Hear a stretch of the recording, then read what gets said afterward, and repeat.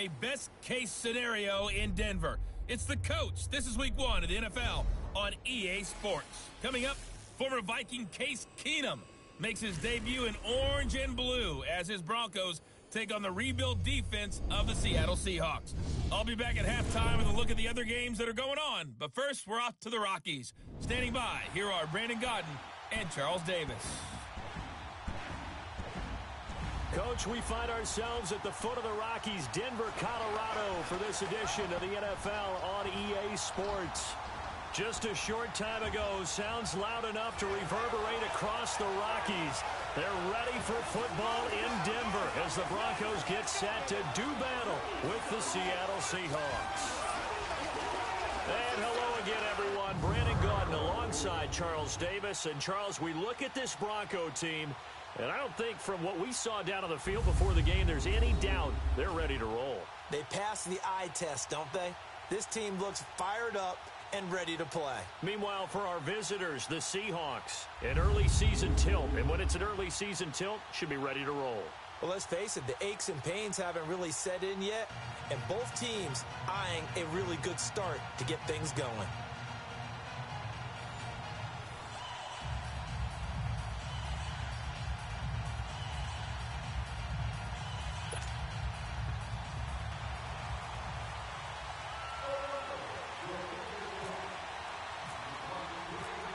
No more training camp, no more exhibitions. The 2018 NFL season on EA Sports is underway. And to no one's surprise here in Denver, that'll carry through the back of the end zone for a touchback. So out come the Seahawks now for their first possession. They'll be brought out by their Pro Bowl QB in his 7th year now in the Emerald City. It's Russell Wilson. So knowing the style of offense that Seattle favored or has favored during Russell Wilson's time there, raise your hand if you thought you'd see him lead the league in touchdown passes. My hand's down right now. That's what I thought. He only had 21 in 2016, so we didn't see that part coming. The Seahawks missed the playoffs for the first time in Russell Wilson's tenure last season, but expect that to change going forward. Yeah, 34 touchdown passes last year on the heels of the 21 you mentioned the season before. Now it's Wilson. Look at the spin, and he's able to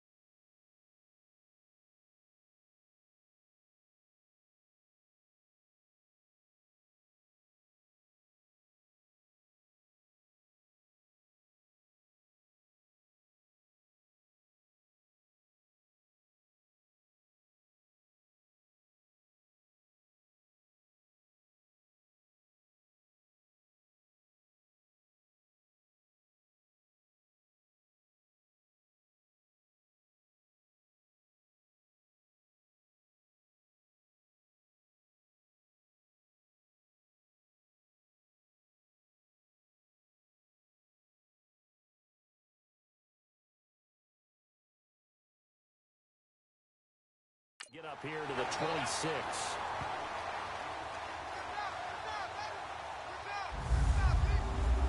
And we take a look at the offense for the Seahawks. And that means my eyes go to Doug Baldwin out on the perimeter. He plays the game so hard and with such passion, but also plays it skillfully.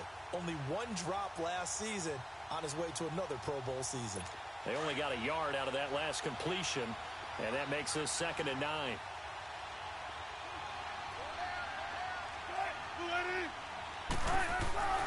On 2nd down, here's Wilson. And the tight end Dixon left side. 4 yards on the completion, and it sets up a 3rd down. And And a look now at how the Broncos line up defensively. The undisputed star of this defense is Von Miller, who was the Super Bowl 50 MVP, had 10 sacks in 2017. He's had double-digit sacks 6 times in a 7-year career. And how about a little cherry on top of the sundae? The defensive MVP of the Pro Bowl last season. And they'll look to avoid an early 3 and out here on 3rd and 4.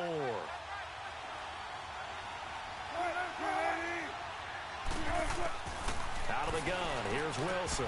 Completes it to Dixon. And they get him down, but not before he takes it across the 40-yard line. It's a 10-yard pickup, and it moves the chains. Well, sometimes our pregame meetings do pay off, don't they? What do the guys in the locker room call him? Well, they said it with a chuckle. They called him Old Reliable. Yeah, that means he doesn't move quite as fast as he used to, but he still knows all the tricks, doesn't he? Even that little gentle push-off in order to get open, he finds a way to pick up a first down. Now Wilson, and it pops free. The collision there jarred the ball loose and brings up 2nd down. That would have been a great catch, but it's real difficult to hold on to it because it was contested all the way. Would have been a great play if he'd been able to haul that one in. An incomplete pass on 1st down. That leads to a 2nd and 10. Again on 2nd and 10. It's Wilson. Throwing over the middle, but it's incomplete. The touch and timing are critical for those types of throws. He put a lot of zip on that one. Needed just a little bit more finesse trying to get it to his back.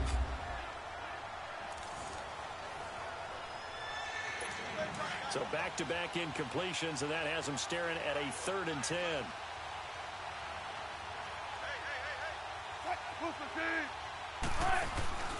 They go play action now. Wilson. He finds his man, Baldwin. And he's going to get this all the way down inside the 35.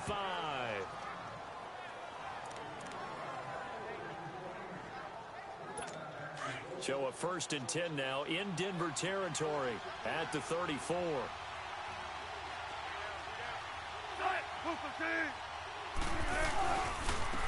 This is the Oklahoma State alum, Chris Carson.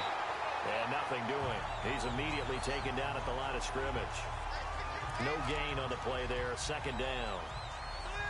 Nice job there defensively to clamp down because really they've been on their heels this drive. Agreed, and they really needed that one for confidence, just to feel a little bit better. But I don't know if I would be daunted by them stopping me on one run. This drive has gone pretty well. I could come right back at them. On 2nd down, Wilson. And that'll be incomplete. Not too many things get to a quarterback of this magnitude, but I think it's safe to say that pressure can get to any quarterback. He's obviously a great franchise quarterback, but felt the pressure, threw it incomplete.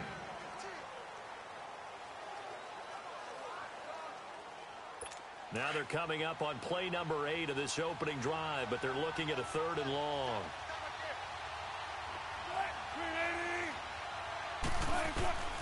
From the shotgun, Wilson. Baldwin with it over the middle.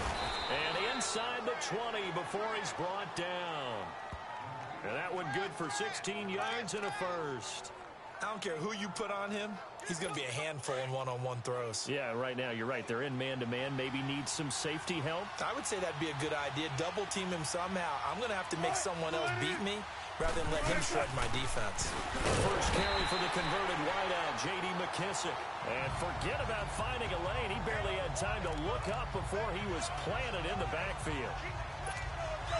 I know when I was a kid, I always got real excited when I saw those lateral-type runs. But the best backs that made it happen, they put a foot in the ground and just go. That didn't happen there. That play got swallowed up. Flush to his right. He'll end up getting 5 out of that, but now they're looking at 3rd down. You know, I don't think this is the last time we'll see that in this game. This guy has mobility, and they want to use his legs in the game plan. So there will be designed runs as well as his scrambles.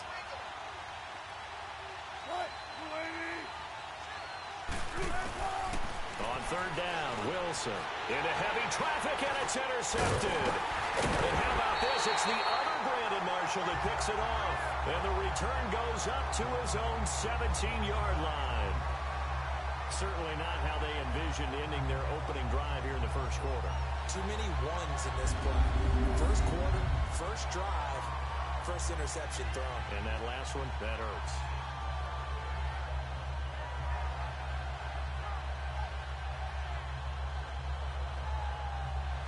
These Broncos coming off 2 years of not making the playoffs after winning Super Bowl 50. And last year in Vance Joseph's first season, they went 5-11, had an 8-game losing streak. Now, look, the defense remained elite. But the quarterback carousel, the general lack of offensive production really led to a disappointing 2017. And in order for them to reverse that, they've got to continue to play to their strength, which is their defense. And they did that by drafting Bradley Chubb at number 5 overall, the defensive end out of North Carolina State. Gives them extra pass rushers. But on offense, they made a peace offering to their defense by signing Case Keenum at quarterback. That should calm down that position and open up possibilities on the offensive side of the ball.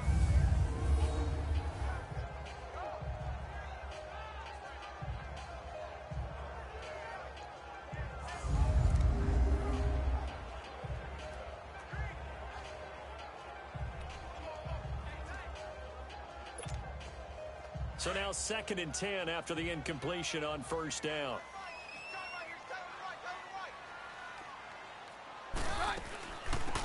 Now the former Utah man, this is Devontae Booker. And they see right through that defensively as he'll be hit and taken down to the backfield. Anytime you call an inside running play, you just know there should be a lot of congestion there. You're counting on your offensive line to take control of the line of scrimmage. That didn't happen in this case, and that play got bottled up.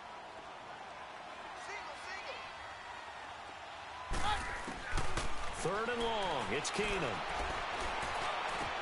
And that's the first NFL catch for Cortland Sutton. And he will have a first down as they get him to the ground at the 37. That one goes for 24 yards. After getting that turnover on the first drive of the game, you'd hate to just stall out the momentum, go 3 and out. They're able to avoid that there. And we talk about complementary football all the time, but I think it's a little bit deeper than that.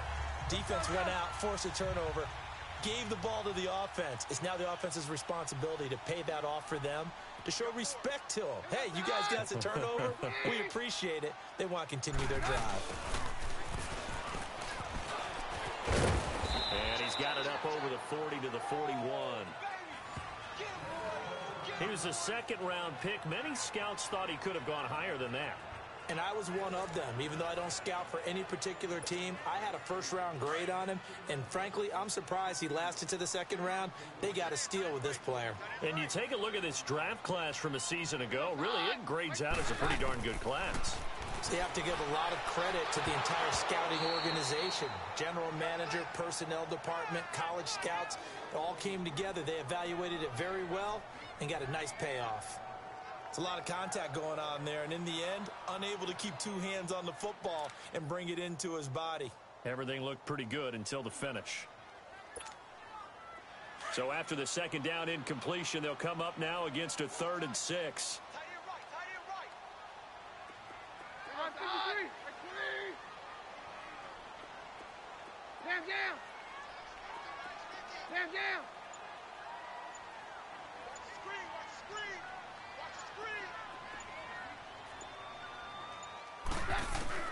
Throwing on 3rd down, Keenum. That's caught left side by Jake Butt. And he'll go down right around the 47 this time. The completion good for only 6, and that'll bring up 4th. Still leaves him with 4th and short. Any chance you go for it? It's definitely in the back of my mind. In fact, I've discussed it with my staff all week long, different situations that I may want to go.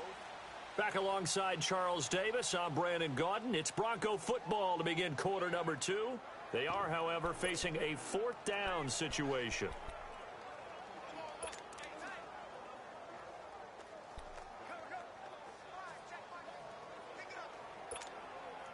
So in their own territory, but they only need a few inches, so they're going to opt to go for this thing. We'll see. Maybe a surprise pass or run. What will they do?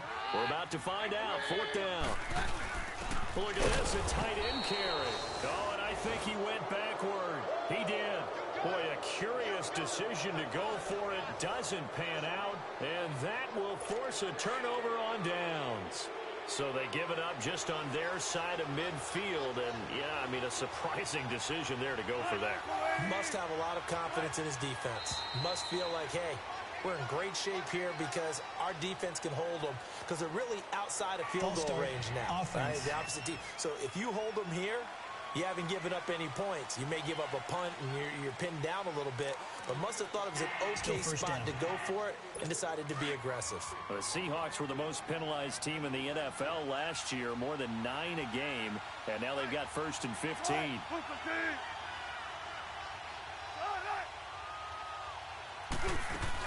They'll run it now out of the gun, and he is going to lose yardage here. A loss of a full 3 yards, and now it's 2nd down. I'd say the staff that's up in the booth watching the game, they may want to file that one away. See how fast the free safety closed to make that play? Might want to check into a throw the next time.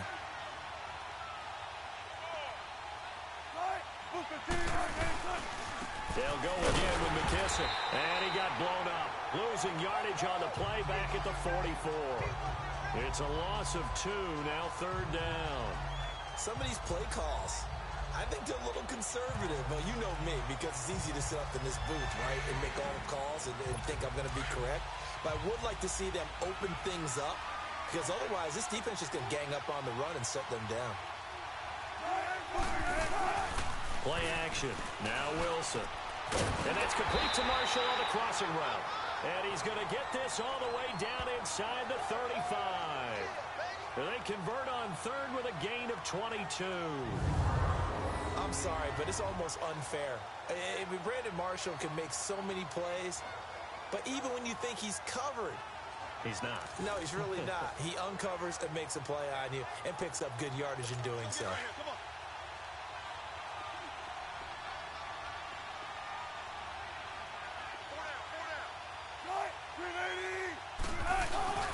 Now a play fake here on 1st down.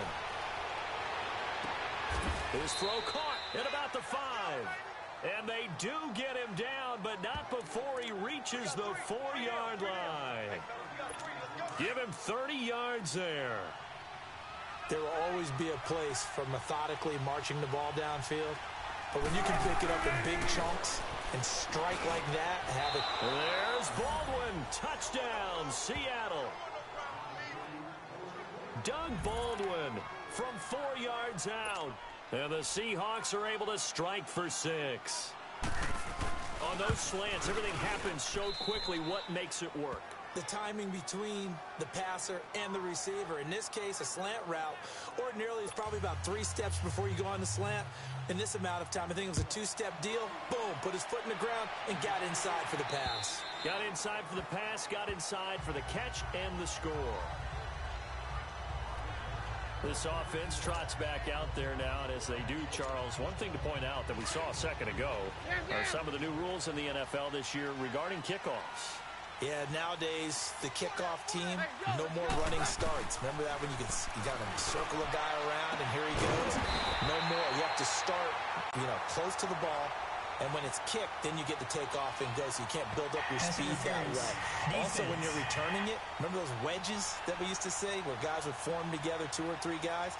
No more of those. So it'd be a lot more man-on-man, one-on-one blocking. And also they have rules about where people have to be when the ball's kicked, where they have to be when the ball's caught. So to me, it's much more like a punt return than it is an actual kickoff return. So I'm eager to see if teams now take their punt returners, those nifty guys who make people miss in the open field, and make them the kickoff returners as well, because I think you can still get big plays in this area if you have the right people back there. That throw good for 4. It's 2nd down. Brandon, perfect defense in this situation would have meant that there was an incompletion. They would have picked it off. Okay, so they gave up the completion. But I really enjoyed watching how the defense stayed in sync, stayed in great communication. And as he dragged across each zone, you see him pointing, communicating. There he is, and they passed him off to each defender. Ended up making a nice play, even though it was complete. But there's another example of why they haven't scored any points so far. I think it's time to abandon the run game, spread things out, and go to the air. It certainly can't be any worse than what they've done so far.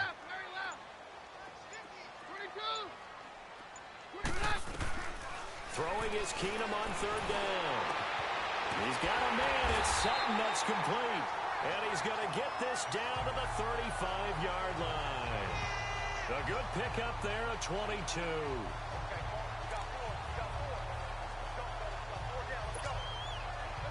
So from Seahawk territory now, it's 1st and 10 at the 35-yard line.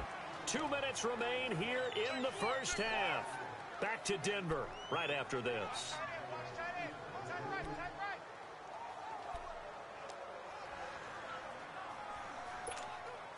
A reminder coming up at the half, we hook up with a new guy, Jonathan Coachman from Orlando. He'll have highlights and analysis, and more importantly this year, scores and stats from around the league here in week 1. So do not press that skip button. And he's going to be met at the line of scrimmage and taken down. Another scouting report on him is that he doesn't possess the eye discipline to be an elite linebacker, and what that means is his ability to read, react, and make a play. But on that one, he looked like one of those guys. He rifles one that's intercepted.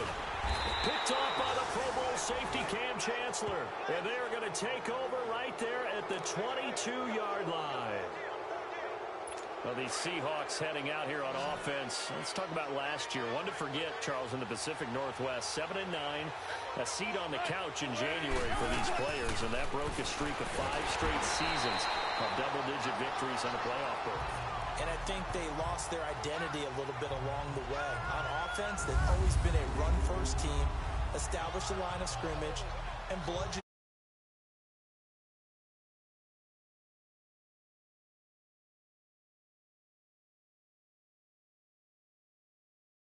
Control. On defense, age caught up with them.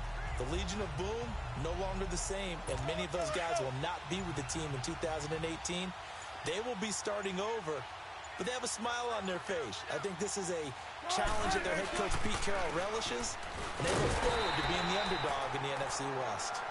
Now the Broncos are going to take a timeout as the clock shows 50 seconds to play here in half number 1.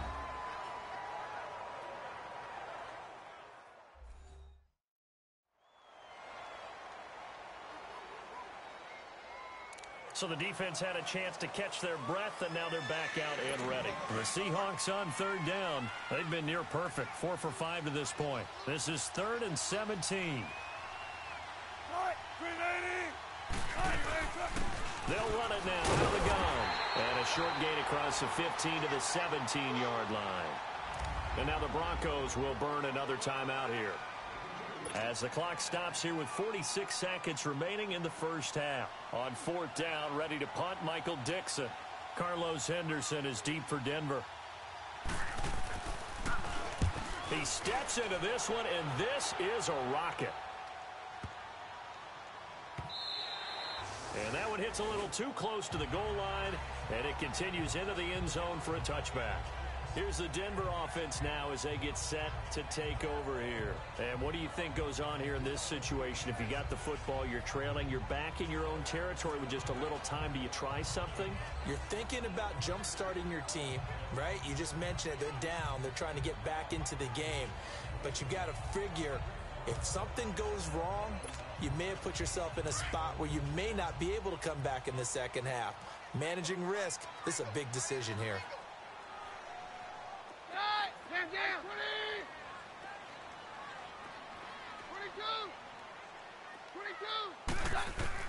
Trying to shake off the interception. He'll look to throw. That one taken in by Carlos Henderson. And he gets this one all the way up to the 40-yard line.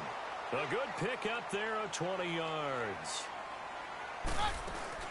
They go play action here on 1st down. He's going to air one out. And that's caught inside the 30. And give him a gain of 37. Now the Broncos will use their 3rd and final timeout as they stop it with 16 seconds to go in half number 1.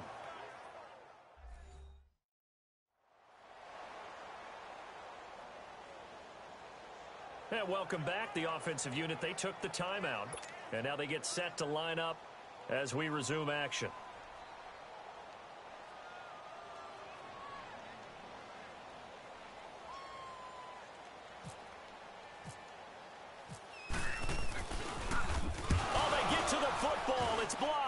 Now it's scooped souped up, and this is a live football. It's a foot race. He's at the 50. He's at the 30. The 20. Touchdown.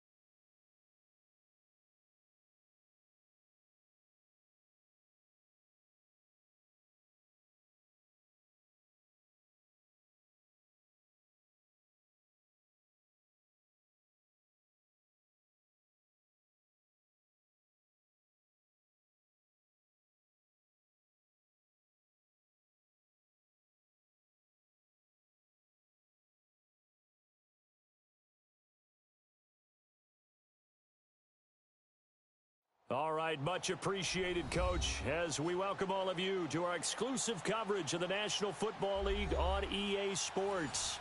We thought the old place was loud. Somehow this place got even louder a short time ago as the Falcons were introduced to this sellout crowd. We're set to go as the Falcons get ready to match up with the Denver Broncos. This is taken at his 4.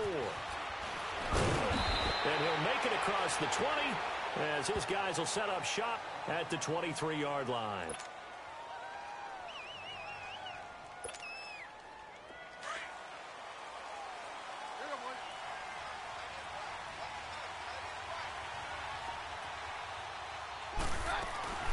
First carry for Devontae Booker. And he'll take it forward for about 5 up to the 28-yard line. I call that play a success. A nice inside run sets up a very manageable second down. A very solid gain on that play.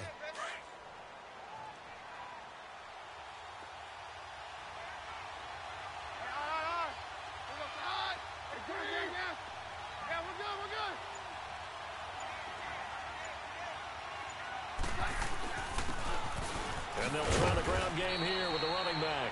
And he'll get about 4 across the 30 to the 32. On any running play that's called, they're always hoping that it's going to break big and go the distance. But when you get a nice game like that, you're able to do so many things anyway. You can come back and run essentially the same play again, continue to move the ball on the ground, or you can decide to throw the ball now because usually you have the defense back on its heels. A gain of 7, and they pick up the first.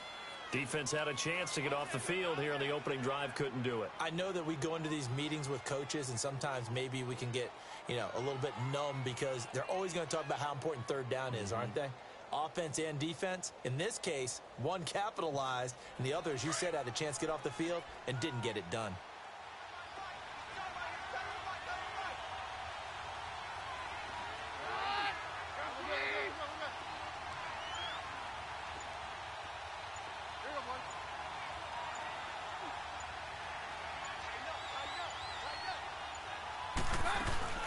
On first, again, they go with Booker. And he gets this one to midfield before he's brought down. That one going for a gain of 11 and a Bronco first down. They did tell us they wanted to establish the ground game early, didn't they? They did, in a small sample size that we've seen so far, but pretty good return. Yeah, you got to like that. They've strung together a couple of first downs, established what they wanted, the running game. And guess what? They also got their lead guy running it pretty well, too.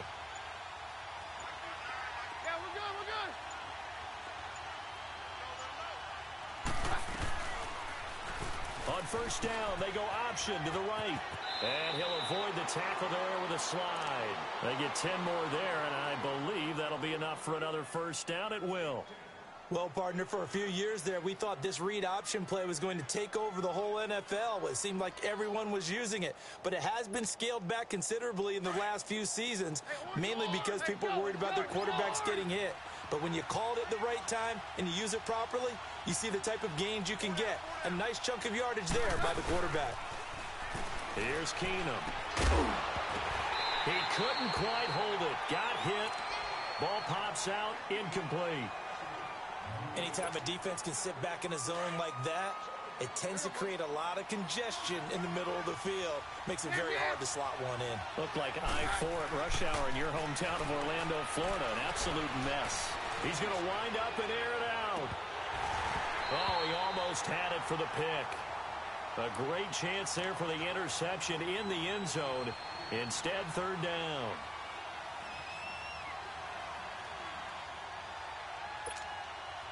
The 7th play now of this opening drive. This is 3rd and long, though.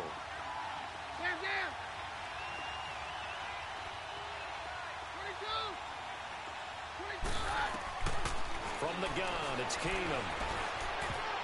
And now another one thrown incomplete. It was Desmond Trufant right there, step for step in coverage. Certainly looked like they were getting ready to convert there on 3rd down, but what an effort to get his hand on that one, knock it away, and brings up a 4th down decision.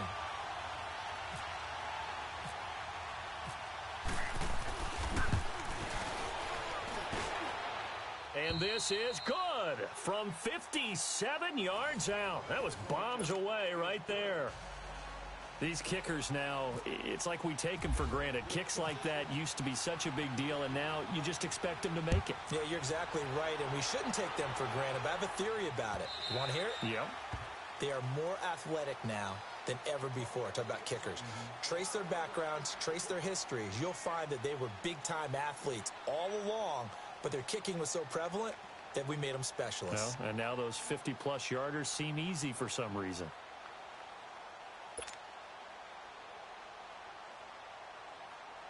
Ryan and the Falcons now come up 1st and 10 at their own 25-yard line.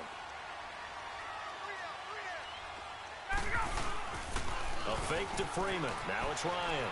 He'll buy some time right. Well, he's going to take a shot right away. Into double coverage, and it's intercepted.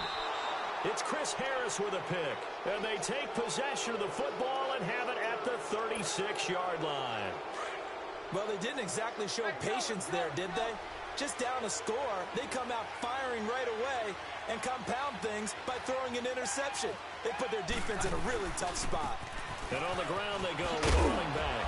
Looking for an opening, not much there. He'll get it to the 39. Give him 3 on 1st down. It'll set up a 2nd and 7. What's the old expression, 3 yards in a cloud of dust? In this case, it's dust-covered pellets. It's no longer that old grass that we used to play on, right, and chew it up. Now we've got that artificial surface. You see the pellets go up. Still a nice play by the defense. They'll go option on 2nd down, right side. Trying to bounce it outside, but he's only able to get it back to the line of scrimmage.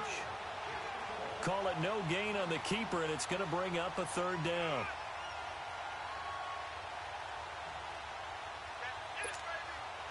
And on 3rd down, a nickel formation here defensively.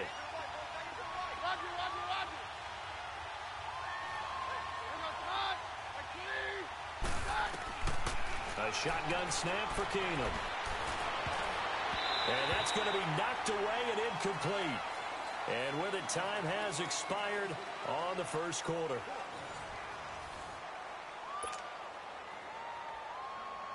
So on 4th down, here's Marquette King to punt it away. Justin Hardy deep for Atlanta.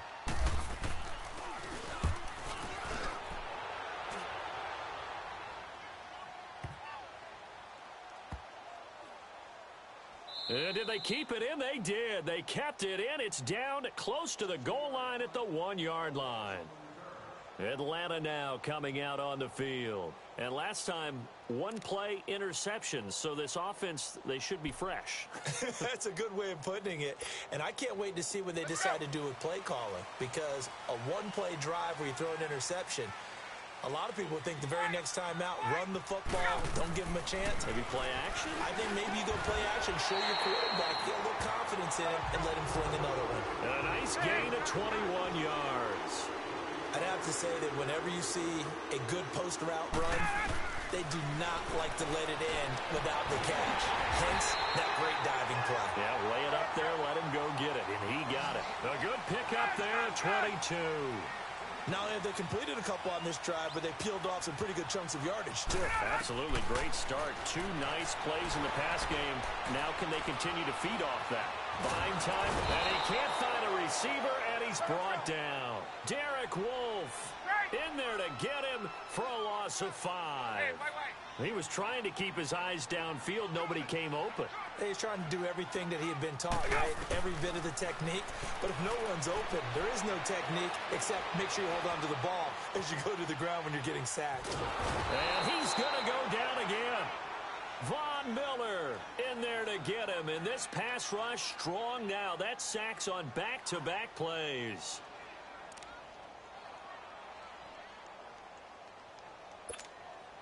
So the sack pushes him back, and now 3rd and long for Ryan and the Falcons.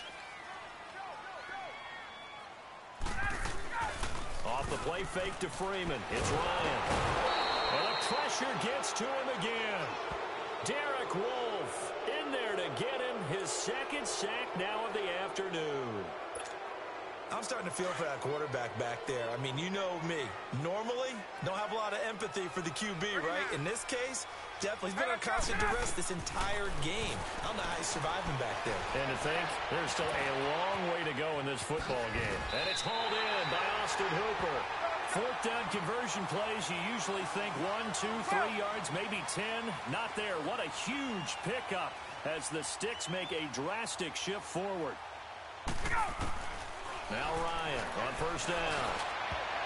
And his throw is incomplete.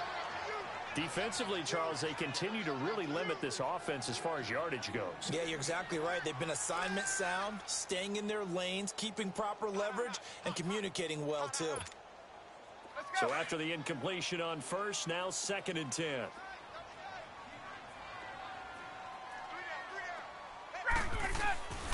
Again on 2nd and 10, it's Ryan.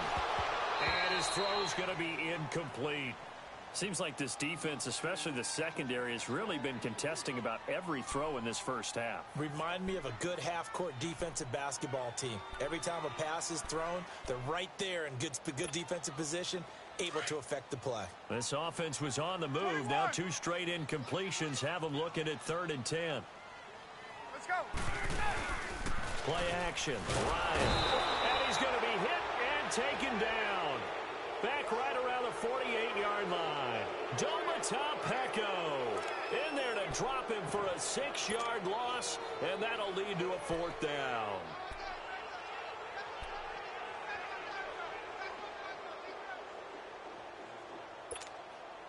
They converted once earlier in this drive, but they'll roll the dice here again on 4th down.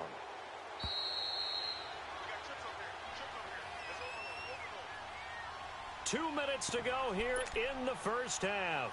We're back to Atlanta right after this timeout.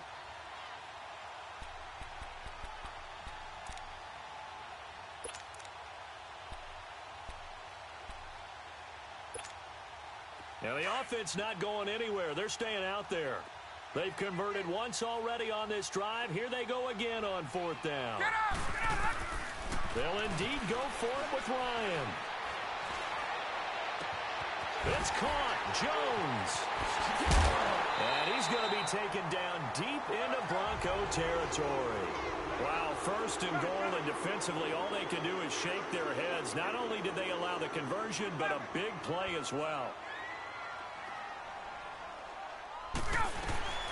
They'll try and run for it on 1st and goal. And he takes it into the end zone across the chalk. Now there is a flag down, but I think that's offsides on the defense. Yeah, I think that's going to stand, partner. Bryant's extra point up and good. And that makes it a 7-3 lead.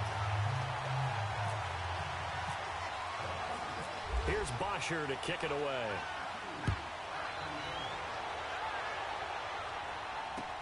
That'll be taken in the end zone.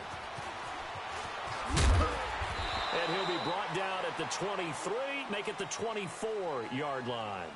And Denver getting set to take the field. They punted last time they had it. What steps, Charles, you think they have to take to make sure they don't do that again? Well, let's just go to the football 101, the trade expression 101. Win 1st down.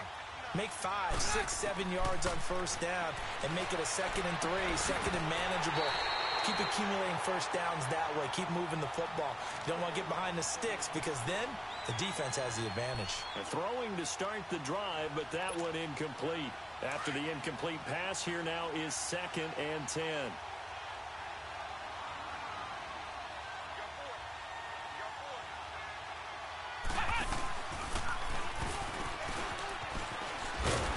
And he is going to lose yardage here. He lost 2 there, and it's 3rd down. That goes down as a loss against his rushing stats. But really, should he have to absorb that one? He had no chance on that play before they overwhelmed him. Pretty much on top of him before he could take his first step.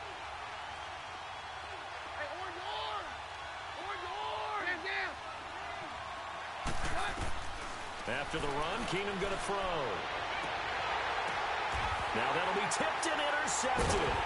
Ricardo Allen with a pick. And they take possession 2 yards away from midfield at the 48-yard line. That was a really nice interception. I think it illustrates the differences between playing man and playing zone. When you're in man, all you're focused on is the receiver in front of you. But when you're in zone, you're allowed to read the quarterback's eyes and go to the ball. That's exactly what happened on that play. And now this is intercepted. My goodness. Picked off by Justin Simmons. And they take possession of the football and have it at the 36-yard line.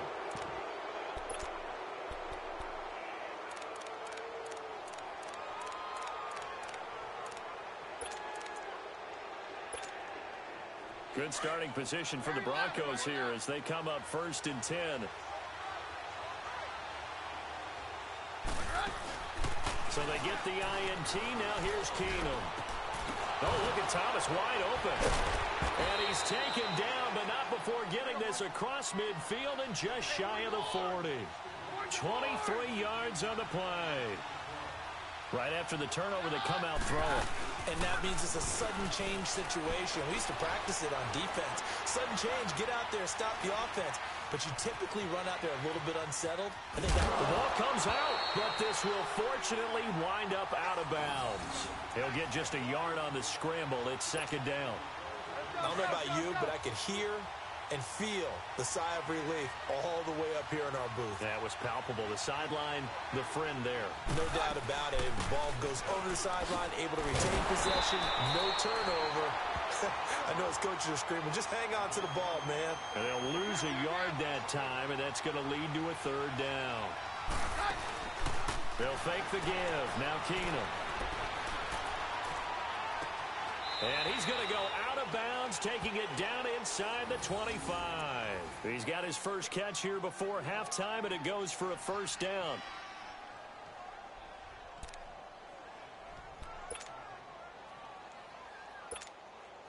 So even though it's 1st down, here's the field goal unit on now to try to get 3 before halftime. And now we'll get a late timeout as it comes in the waning moments of quarter number 2.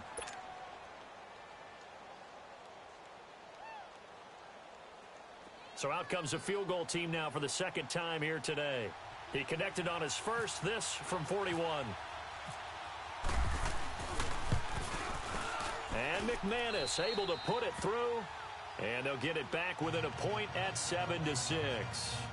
So they're still down, but they are able to salvage 3 here heading into the lockers. This is what you work on from the beginning of training camp. Heading into the half, put some points on the board. No matter what the score says at that point, you've accomplished what you set out to do. Short kick. One of the up middle take it down. We have hit halftime. We now proceed to the start of the 2nd half. Welcome back. Halftime over. We are ready for quarter number 3. Alongside Charles Davis, I'm Brandon Gaudin. On the return, here's Justin Hardy. And he'll take this across the 25. Couple extra yards up to the 27-yard line. Here comes the Atlanta offense now ready to take over here. They have the lead. Now they'll be looking for some separation here as we begin the 3rd quarter. I like the way you term that because now I think they go a little bit deeper into their playbook. They like what they did in the 1st half. That worked okay. But in order to get the separation that you just talked about, change things up a little bit. Change your tendencies. Try and hit them a little bit more with some things they didn't see in the 1st half. Let's see if they do just that. 15 yards through the air and a 1st down. I think it all came together there. In-breaking route. Drove it with excellent pace. Money throw right there to move the sticks. Looking deep for Julio. That's caught inside the 20. A big play there, Ryan to Jones. Now the Broncos are going to take a timeout. It's just their first, so 2 remaining as they burn one here in this 3rd quarter.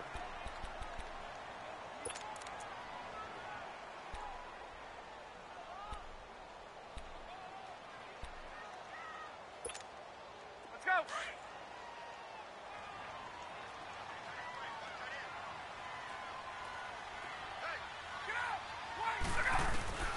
From the shotgun, Ryan dancing to his left.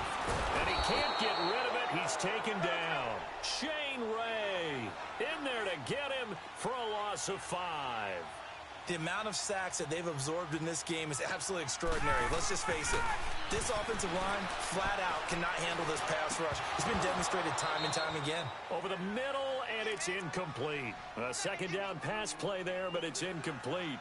We saw this a lot in the first half, and it continues. These receivers just not able to get much separation. So that means they have to win the 50-50 balls. They've got to go up with the defender and find a way to start coming down with them. And this time, contact and another incomplete pass. This is caught.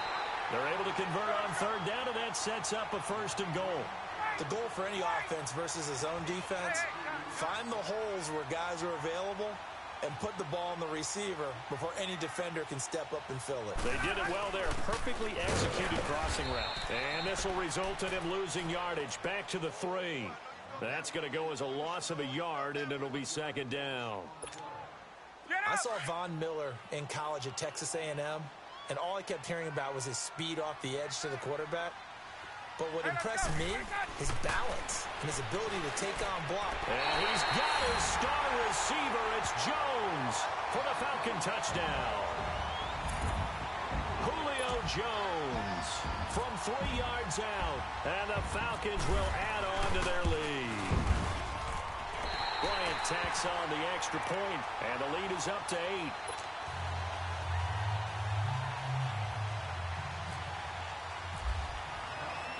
Here's Bosher to kick it away.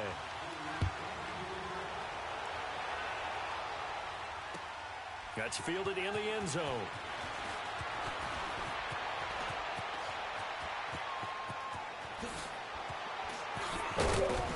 And they'll have good starting field position as he's up just shy of the 40.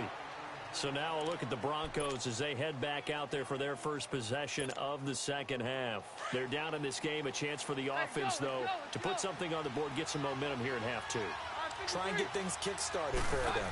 And you know at the half, they discussed how they were going to get that done. This is where scripting comes into play a lot of the time. How many plays do you script coming out of the second? Most of the time in the first half, you're scripting 12 to 16. I think in the second half, you're really scripting more like 8 to 10. Kind of a starter or an opener, whatever terminology they use. Just something to get you off to a quick start. A second down carry for Booker. And taking it across midfield and inside the 45. A 10-yard pickup, and it's enough for a Broncos first down. 2nd and 2 is prime time for a little bit of a gamble, isn't it? Open up the playbook, go play action, toss that bad boy deep. But in this situation, go ahead and give it to your back. Let him pick up a first down, keep the sticks moving.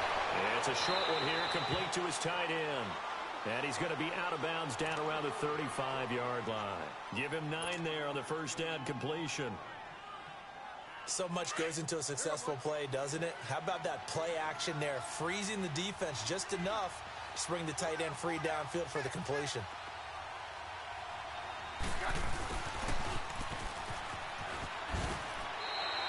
He got maybe a half yard at most, but officially they'll be left with a 3rd and 2. The Broncos on 3rd down, 2 for 5 to this point. Here it's 3rd and 2.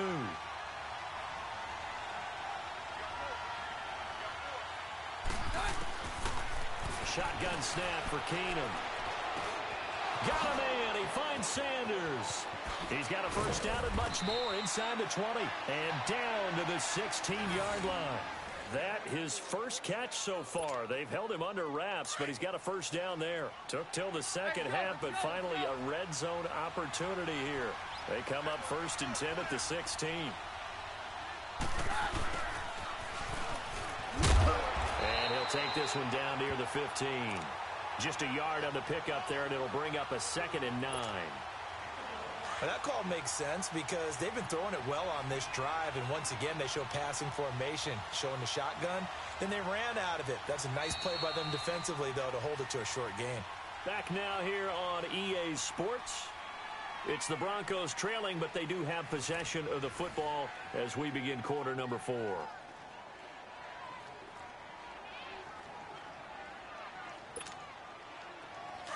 Let's go.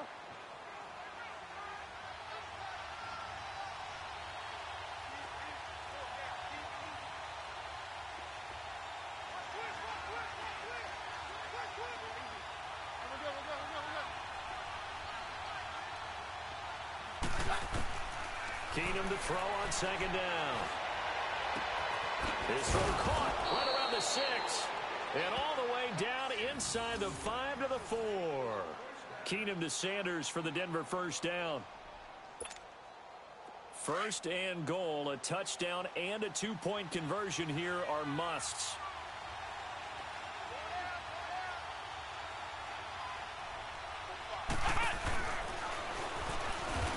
And this is going to result in losing yardage. They're driven back to the 8-yard line. That's going to go as a loss of 4, and it'll be second down. It's second and goal, back to the 8-yard line now.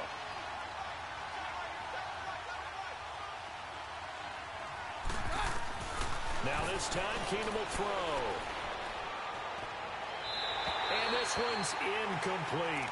Jake Butt, the tight end, his intended receiver. And it's third down. Brandon, some of those windows to throw the football that exist when you're between the 20s, they don't exist when you're this close to the goal line. But as a former DB, I liked it closer to the goal line. Tighter windows made it easier to cover people, actually.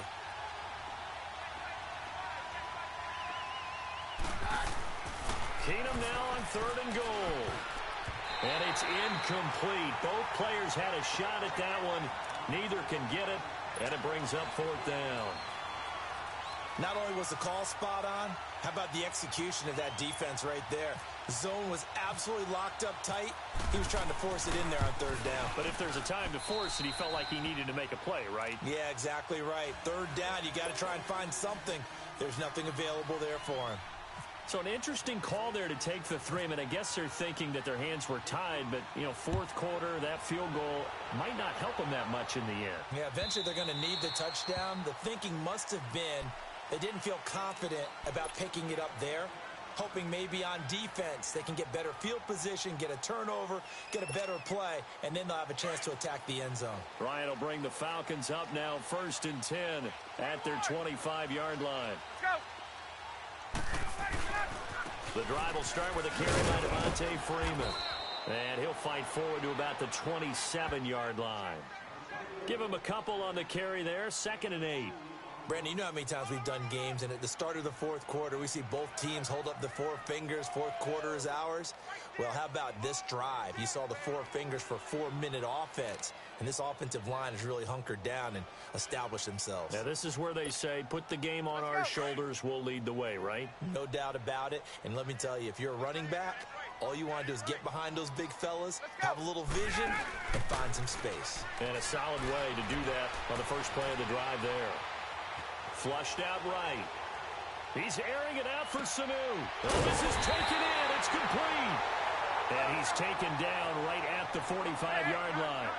A really good pickup of 28 yards.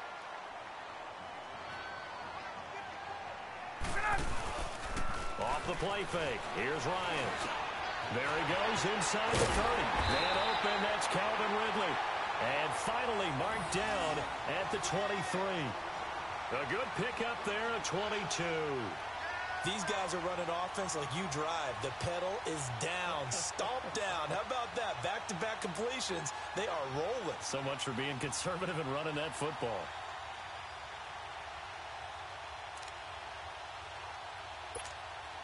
Ryan now perfect since the second half started. 7 of 7. It's first and 10. Now a play fake here on first down. Forced out to his left.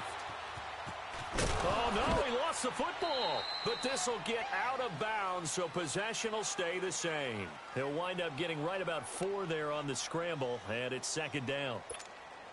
Now, I have to admit, partner, that I've often thought that I don't like this rule, where the offensive player fumbles the ball, it goes out of bounds, and they get to keep it. That's just because you're a defensive guy. That's why you don't like it. Yeah, you're right. It is a slanted view, isn't it? But this is where, for the offensive team, the sideline is their friend. Usually it's not their friend. Yeah, exactly right. I actually played for a guy in college. You know what he used to name the sideline? Sammy. Sammy sideline, and use him well. One of the bigger plays in the game thus far, and the crowd getting into it as we come up on a big third down.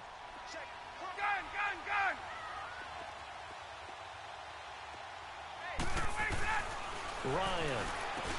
Now look at this. They get the turnover they needed. It's intercepted.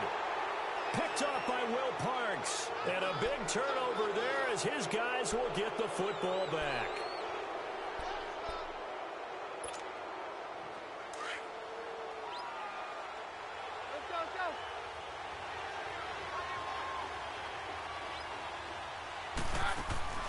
The drive starts with Devontae Booker. And they'll blow that one up back at the 16-yard line. It's a loss of 2 there, bringing up 2nd down. Partner, they're clearly saving those timeouts, but they still have to work with some urgency to put themselves in the right position.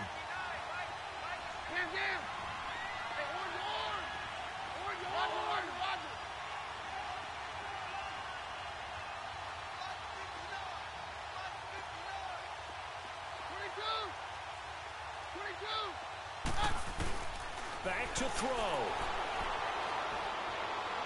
Now a desperation throw deep downfield. And he knocks the ball away, and it falls incomplete. Good coverage that time by the linebacker, Deion Jones. He has had a great game defensively. He's been east-west, north-south, everywhere. Yeah, and I love how you described that, because to be a great defender, you have to be able to move up and back, sideline to sideline, and he's been fantastic. Reminds me of a young Charles Davis when he was playing Madden. Absolutely. Oh, wow, I thought you were going on the field, but okay, I see you. Back to throw. And he's caught on the sideline, but he's not going to have a first down. They say he was out of bounds, so a big call there that brings up 4th. He was unable to complete it there, and just not the game that you would expect from him. He's been off the mark really start to finish. Yeah, it makes you wonder what exactly is going on. Is he a little bit dinged up here, or is he just off just by a bit? Maybe he can get it back in this situation. He'll need to. He's back to throw. That's caught left side by Jake Butt. And now this is going to be close. The defense says they stopped him, and they did.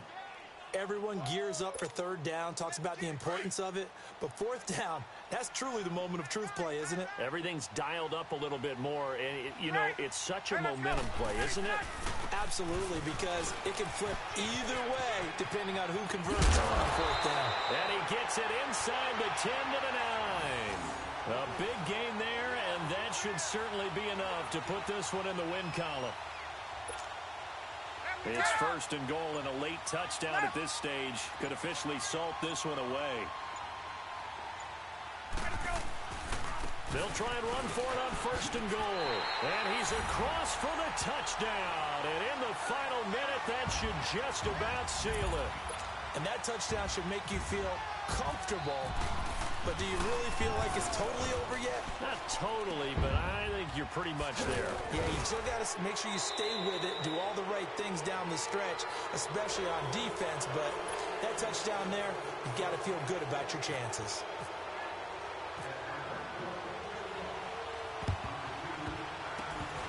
And the Broncos are going to get the football.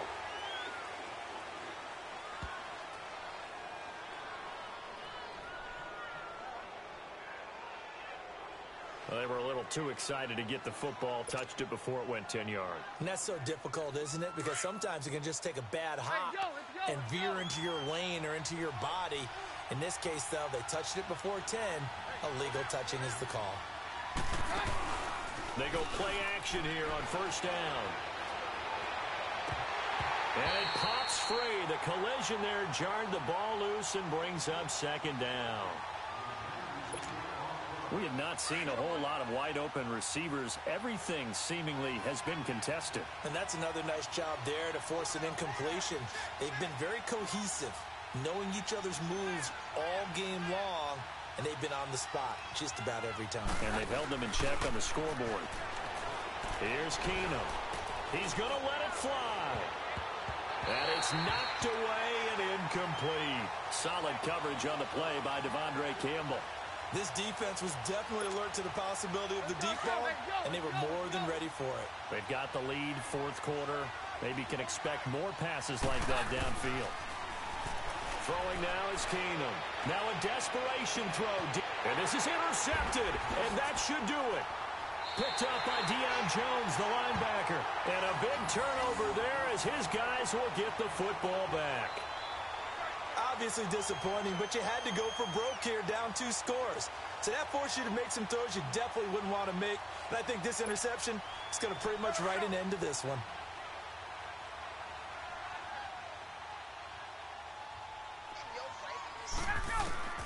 Ryan wants to throw it. Looking downfield for Jones. He's got a man. Complete.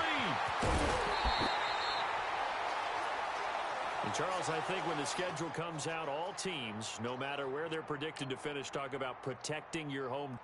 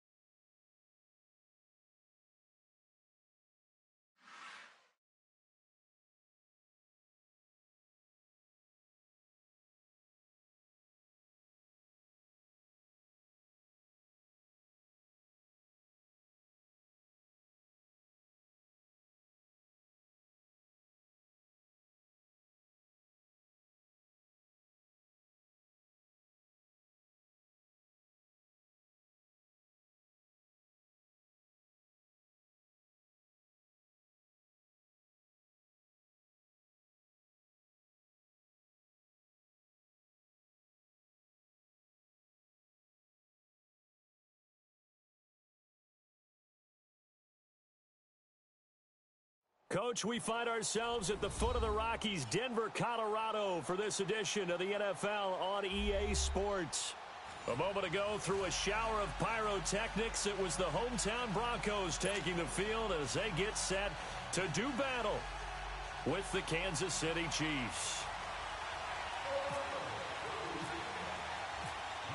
The Broncos will kick. Here's Brandon McManus to start us, and we are off from Denver. That's fielded in the end zone. And he'll elect not to return this one, so they'll bring it out to the 20.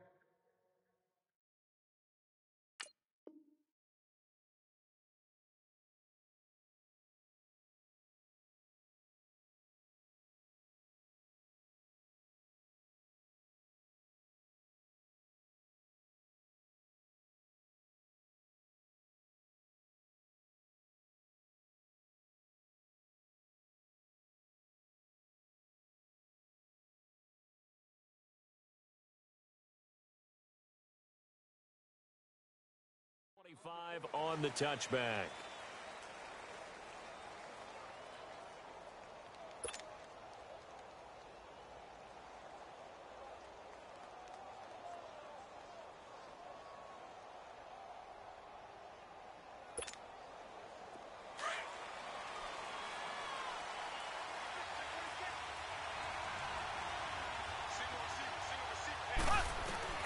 Mahomes now on first down.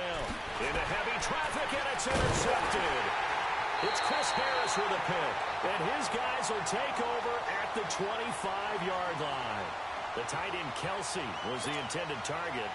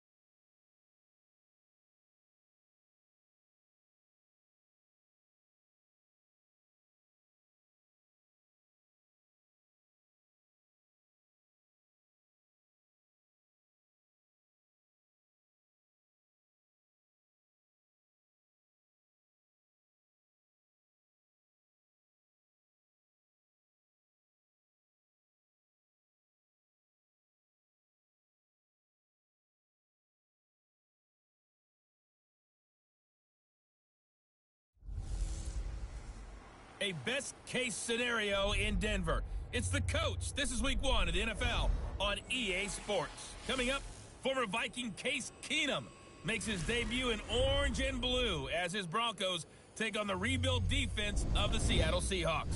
I'll be back at halftime with a look at the other games that are going on. But first, we're off to the Rockies. Standing by, here are Brandon Godden and Charles Davis. Coach, we find ourselves at the foot of the Rockies, Denver, Colorado, for this edition. Just a short time ago, sounds loud enough to reverberate across the Rockies. They're ready for football in Denver as the Broncos get set to do battle with the Seattle Seahawks. And hello again, everyone. Brandon Gaudin alongside Charles Davis. And, Charles, we look at this Bronco team, and I don't think from what we saw down on the field before the game there's any doubt they're ready to roll. They passed the eye test, don't they? This team looks fired up and ready to play. Meanwhile, for our visitors, the Seahawks, an early season tilt. And when it's an early season tilt, should be ready to roll. Well, let's face it, the aches and pains haven't really set in yet, and both teams eyeing a really good start to get things going.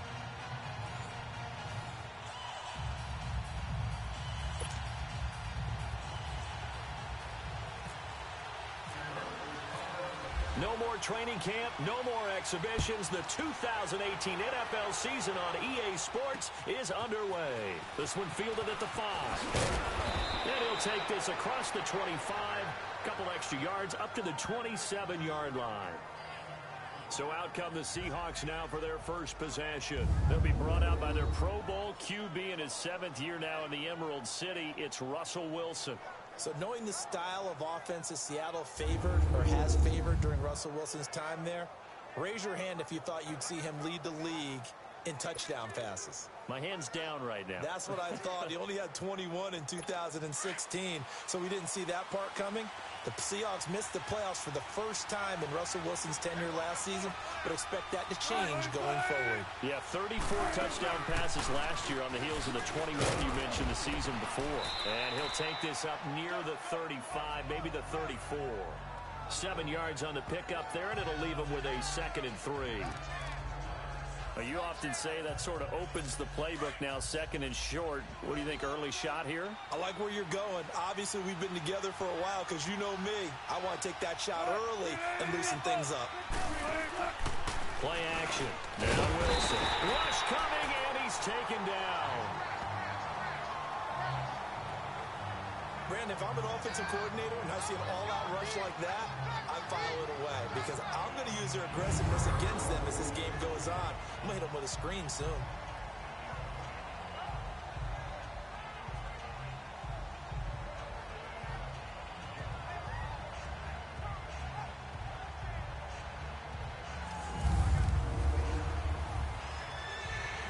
Wilson and the Seahawks looking for something big following the sack. It's 3rd and long here.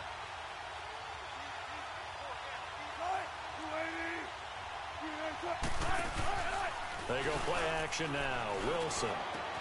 He's got a man open. That's Marshall. And brought down, but not before reaching the 45-yard line. They call it a gain of 19, and it moves the chains. And a nice start there to the aerial attack to pick up the first. And I think preseason is officially over now. Getting into the groove of the regular season, that's a great way to get started. First drive of the season, what a nice completion. And he takes this one down all the way near the 30. That one goes for 24 yards. I know many people like to throw to the tight end, maybe in a little flexed out position because he creates mismatches with his size. But slot receivers do the same thing with their quickness, their speed, and their route running savvy. So a 1st and 10 now in Denver territory. Down at the 31.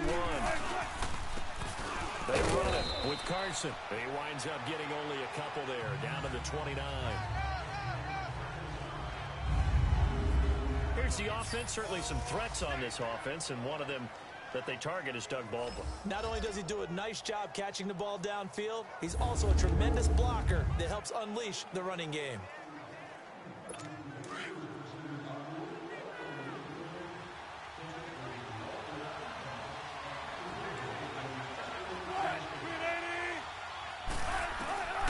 on second down. Here's Wilson.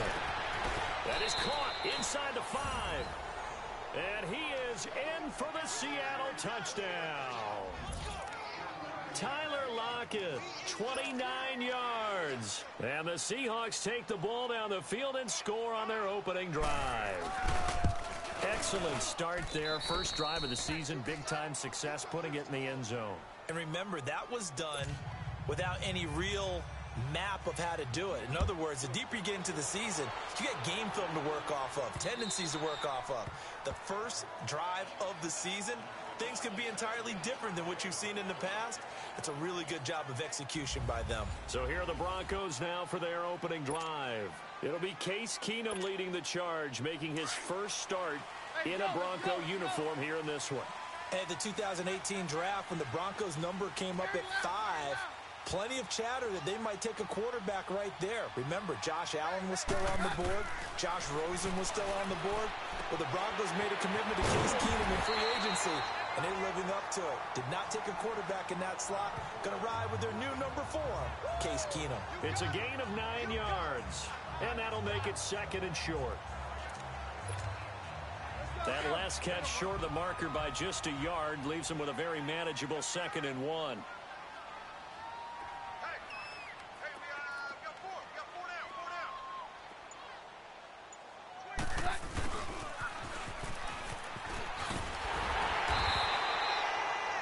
On the pickup there, but it's enough to give him a new set of downs. Well, it certainly appears that in this game, someone has decided they're going to open up their playbook. First quarter, and we see that play. I like their style. Keenum now on first down. And down he goes. Keenum is sacked. Frank Clark in there to bury him for a loss of 11. Great job defensively. I think he was trying to go through his progressions, find someone to get rid of the football. Before he knew it, he was on his back. So that just brings us right back to what you said in the beginning. A great job defensively. Nowhere to go with the football. That led to the sack. And on the left sideline, he caught it, but out of bounds, according to the head linesman. Incomplete. So the ball a little late getting there, and it's 3rd down. Charles, already trailing by a touchdown early. This offense, how imperative is it for them to get points out of this drive? Well, they feel like they have to go ahead and match because of what was already on the board against their defense. But I think even more so, you just want to avoid 3 and outs. You want to be able to stay on the field for a little while and the defense catches their breath a little bit, even if you don't score any points. Yeah, they're going to get this one all the way out across the 45.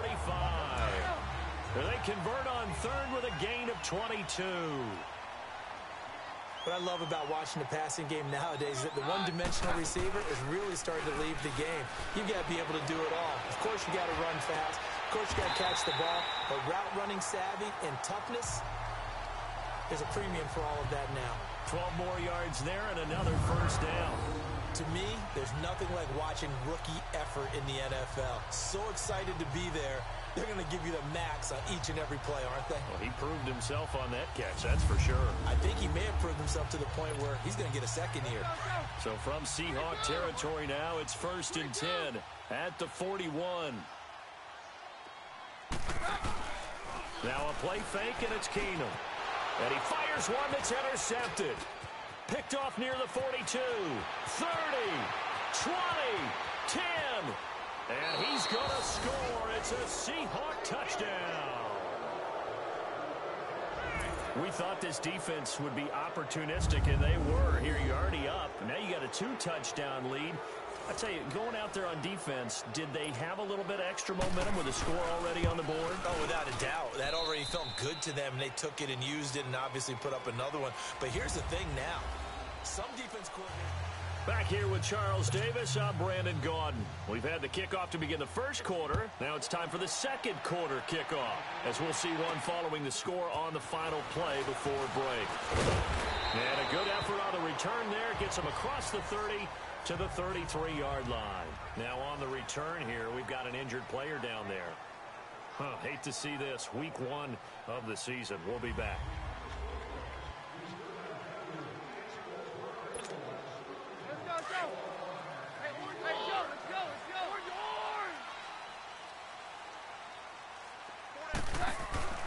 Now Keenum to try again after the pick six.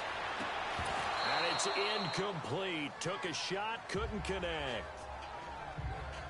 Well, I guess that answers the question whether or not they want him throwing it again right away after throwing the pick six on the previous drive. Yeah, not something conservative or underneath. Pretty big shot right there. Get him right back in the saddle and say, go ahead and sling it, big guy. Back to the air on second down. It's Keenum. Out to the flat. That's complete to his running back. And getting this just shy of midfield. They'll spot it at the 49. It'll be a pickup of 16 and a Bronco first down.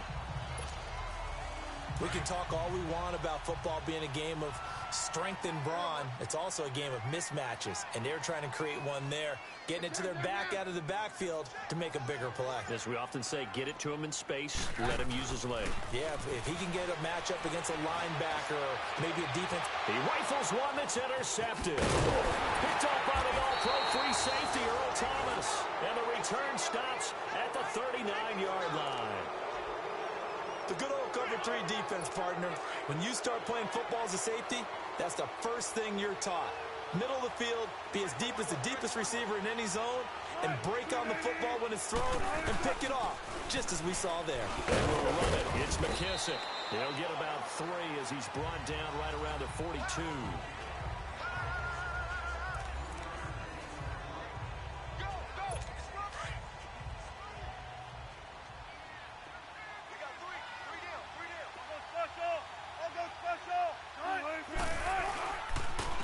Here's McKissick. Oh, he faked it with a juke. Now he's got some room. And he's brought down. He got 18 yards out of that one, and it gets him a new set of downs. Coming in, he really liked his chance of having a big year based on a terrific offseason. And runs like that on opening weekend show that he's right.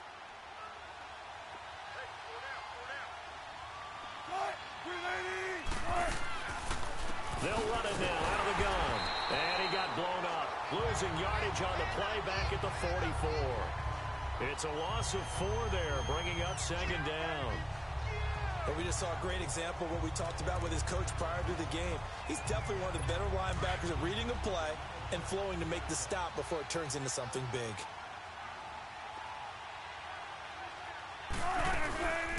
They'll run it now out of the gun. Got some real estate inside the 30.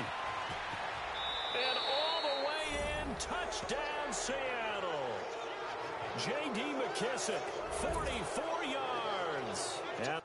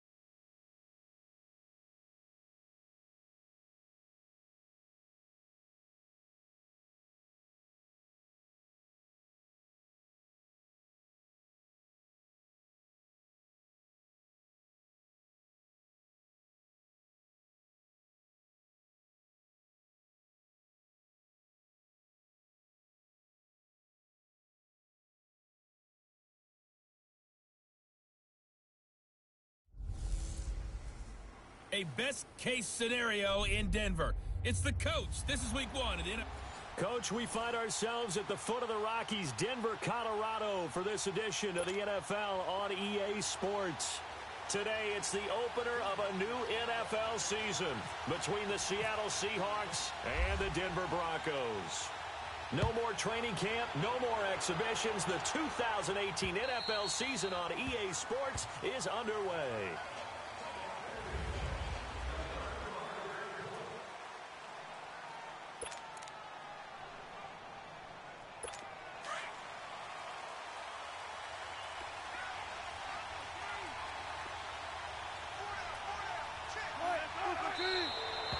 And now whistles and a flag, and I think we got a jump here. Encroachment, defense. So 5 yards there as one of the big guys up front moved. And in a 4-3 front, you got the 2 defensive tackles right near the football. I know there's a lot of movement around there, but they're always taught to have one eye on the football. Apparently, that didn't happen. So this helps to start a drive. After the penalty, it'll be 1st and 5.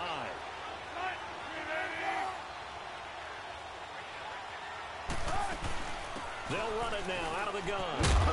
And he'll get this up only to about the 33. Darian Stewart there to bring him down. Not a whole lot there after the penalty, but remember, it was 1st and 5, not 1st and 10. So now they can keep grinding out first downs, and good things can happen for them. Just 2nd and short coming up. They'll run it now out of the gun. 2 yards on the pickup there, but it's enough to give them a new set of downs. But we always talk about good down and distance, allowing offenses to expand their playbook. Well, 2nd and 2, that means your playbook's wide open. You can run just about anything. But a lot of times, the play caller, he just looks down at his sheet, sees the short yardage runs, and goes to one of those. On 1st down, Wilson.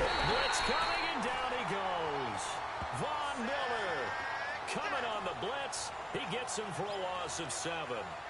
The number 2 pick back in 2011, Von Miller still doing his thing. Boy, is he ever. If I were an offensive tackle, I don't know what I would do. I would tell the tight end he's got to stay in on all passing situations and help me out because he's got every move imaginable. One of the quickest guys off the ball in the league, and he's going to get to the quarterback. A carry now for McKissick. And he'll lose yardage here, going down back at the 28. It'll be a loss of 1, and they're going to be staring at a 3rd and long here. I like the strategy. Extra tight ends, extra beef. They want to run the football, but that means they probably want to run it inside. If you get strung out on the perimeter, you're in peril. Yeah, we saw the result, negative yardage.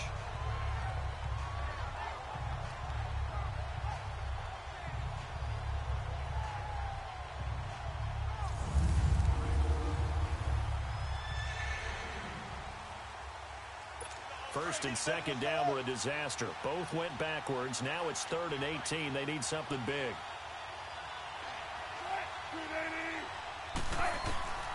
From the gun, it's Wilson. And the Broncos get there and take him down. Von Miller in there to get him for a loss of 3, and it'll be 4th down. No doubt that's a very good play defensively right there because you've always got to be aware that he can take off and make a big play with his legs. How about the way they were able to contain him? That also tells me the coverage was excellent downfield.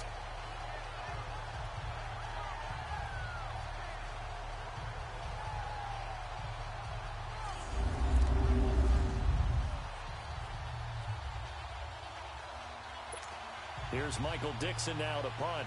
Back deep is Carlos Henderson.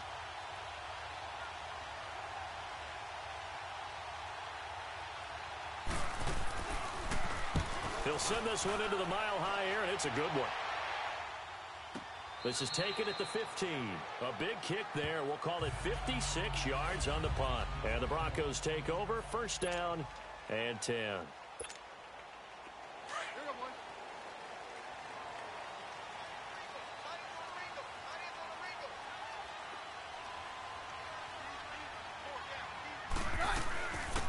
They'll start out on the ground with Booker. And he is met at the line of scrimmage, and he goes down right there.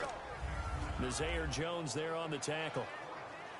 Doubling this guy has to be a priority before moving up to the next level because the big fella, he just ate that one alive, just stuffed it. In fact, before the game, he was talking to us, and he's like, hey, these pants make me look fat? And we said, nah, man, you're just a whole lot of guy. He is at well over 300 pounds. He's a big man. A hit as he throws there, incomplete.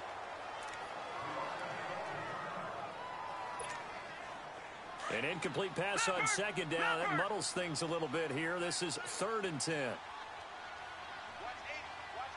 Watch him now, Barney!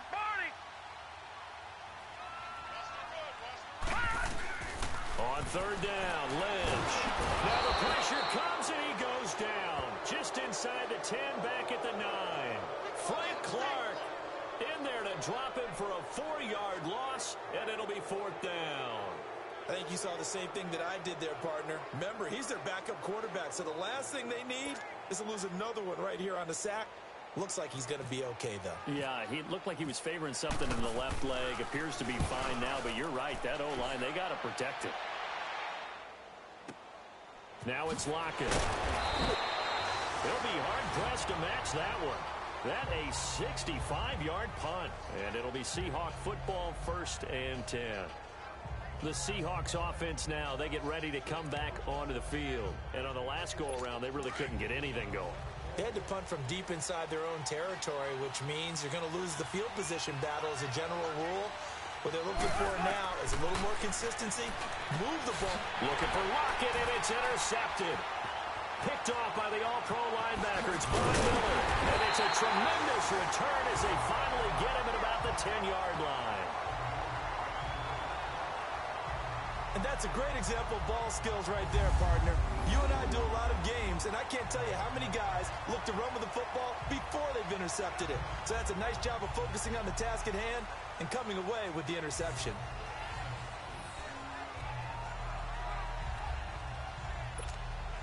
And Denver getting set to take the field. And hoping to do better than they did their last possession when they punted the football.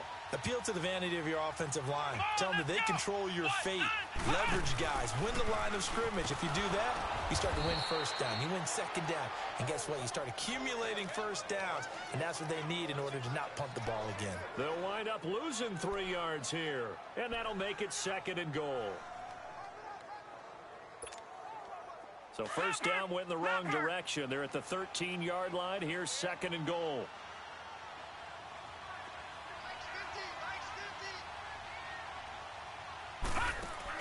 This time, Lynch will throw. He's going to flip that out to the flat. It's complete. And he is going to lose yardage here. It'll be a loss of a yard, and that's going to bring up an interesting 3rd and goal. Well, I know it goes against the instincts of the person catching the ball because all you're ever taught is catch the football, don't drop it. But drop it there. Yeah, in that situation, dropping it would have been better. End up losing yardage, even though they completed the pass. As good as a sack. Yeah, how about that? Although they won't get the same credit for it, and it won't help them at contract time. They need to reverse the trend. The last 2 plays have gone backwards. Now it's 3rd and goal. Here's Lynch. And this is going to be incomplete. Shaquille Griffin knocking it away that time in coverage. They had a good chance to get the first points of the game on the board, but what a great job defensively, getting a hand in there, knocking it away, and preventing that first touchdown. And McManus able to put it through. And the Broncos, the first to grace the scoreboard. It's 3-0. Well, the offense, they got the ball in a great spot, but they went nowhere. Forced them to take just the 3. And they'll be, happy taking the 3. But those guys on the other side, they're going to be ecstatic. They didn't let them get anywhere. It made them kick a field goal. That almost feels like they got the advantage, doesn't it? Out is the kickoff unit as they run up and send this one away.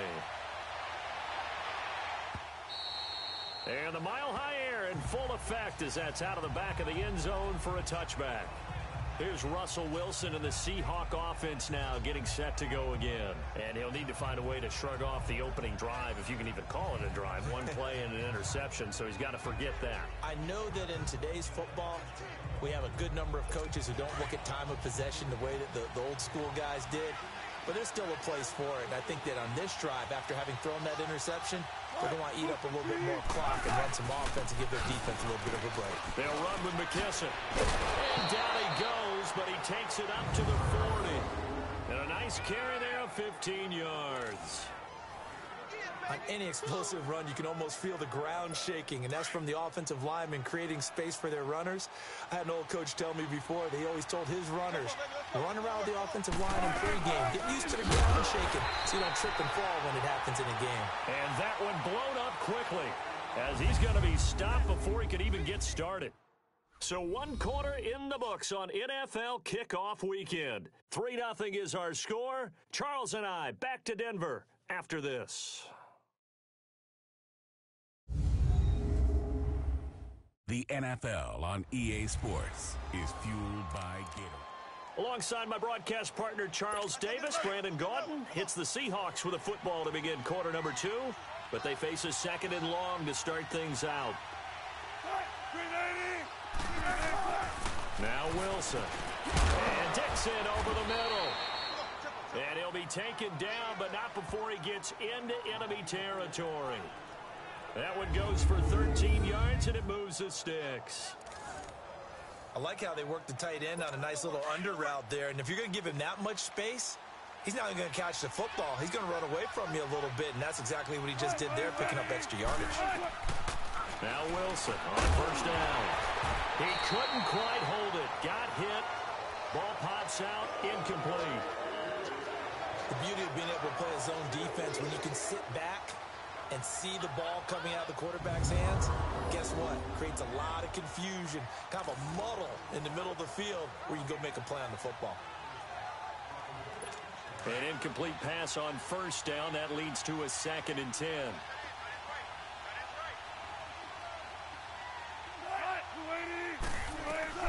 Second and 10 now. Wilson. He's going to leave this for his running back. It's complete.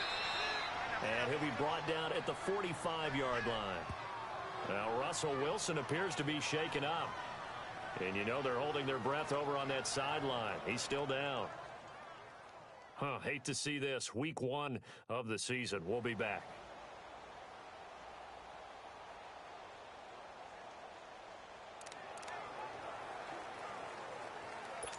The last play on the completion got them half of what they needed. Now here's a tough 3rd and 5. Now let's go. Green. And now the first throw for the backup quarterback. And he's able to get it back to the 41-yard line. Now hang on a moment here. Marshall's in some pain. Still down. We'll step aside and get a report when we come back to Denver.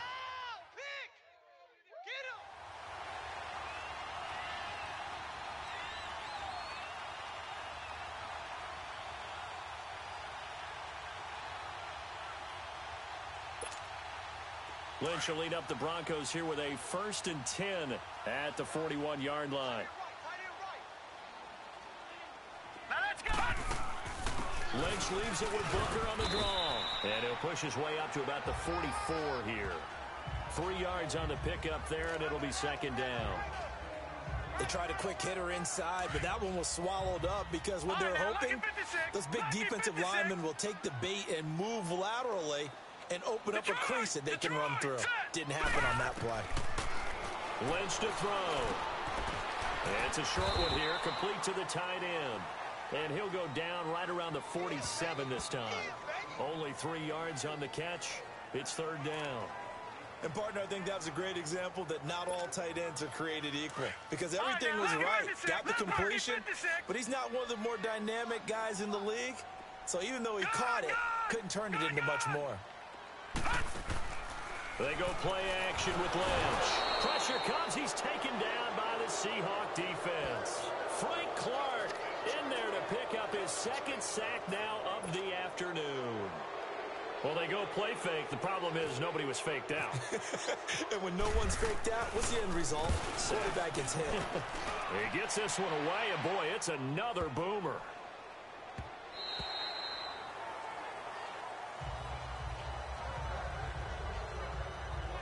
Getting set to go again as we look at the back heading onto the field again. They haven't been able to get him on track. They haven't been able to get this offense on track. No points so far. Maybe it's time to start doing a few different things. Throwing the ball a little bit, maybe featuring other people touching it for a while, and then you've got a chance to come back to it when things have changed a little bit. They have to make an adjustment. Well, still time for him here as we sit in the 2nd quarter. And that's complete to the right side. It's Marshall. No gain there on the completion. 2nd and 10. All right, partner, I wasn't good enough to get this done, but I played with plenty of guys who did. When they spotted wide receiver screen and they got to the football fast and blew the whole thing up, the same result as we just saw usually happened. No gain. Had the completed pass, but for no gain, stopped right at the line, so it's 2nd and 10. Now Wilson on second down. And Dixon has it. And this one will go to the 28-yard line. 8 yards on the completion, but now they face third down. Let's not quibble about the gain there on second down. That was a positive play because that was a take-what-you-can-get situation. Got out to the tight end. Now it gives them a much better opportunity to convert on third down. Second down pass play got them 8 yards. Now they've got a third and a couple remaining.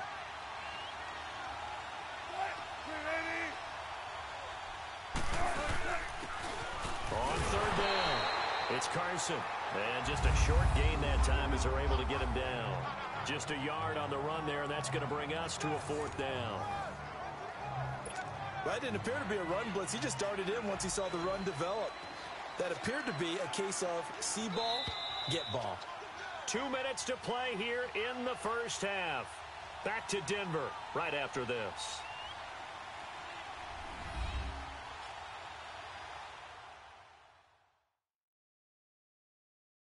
A reminder coming up at the half, we hook up with a new guy, Jonathan Coachman from Orlando. He'll have highlights and analysis, and more importantly this year, scores and stats from around the league here in week 1. So do not press that skip button.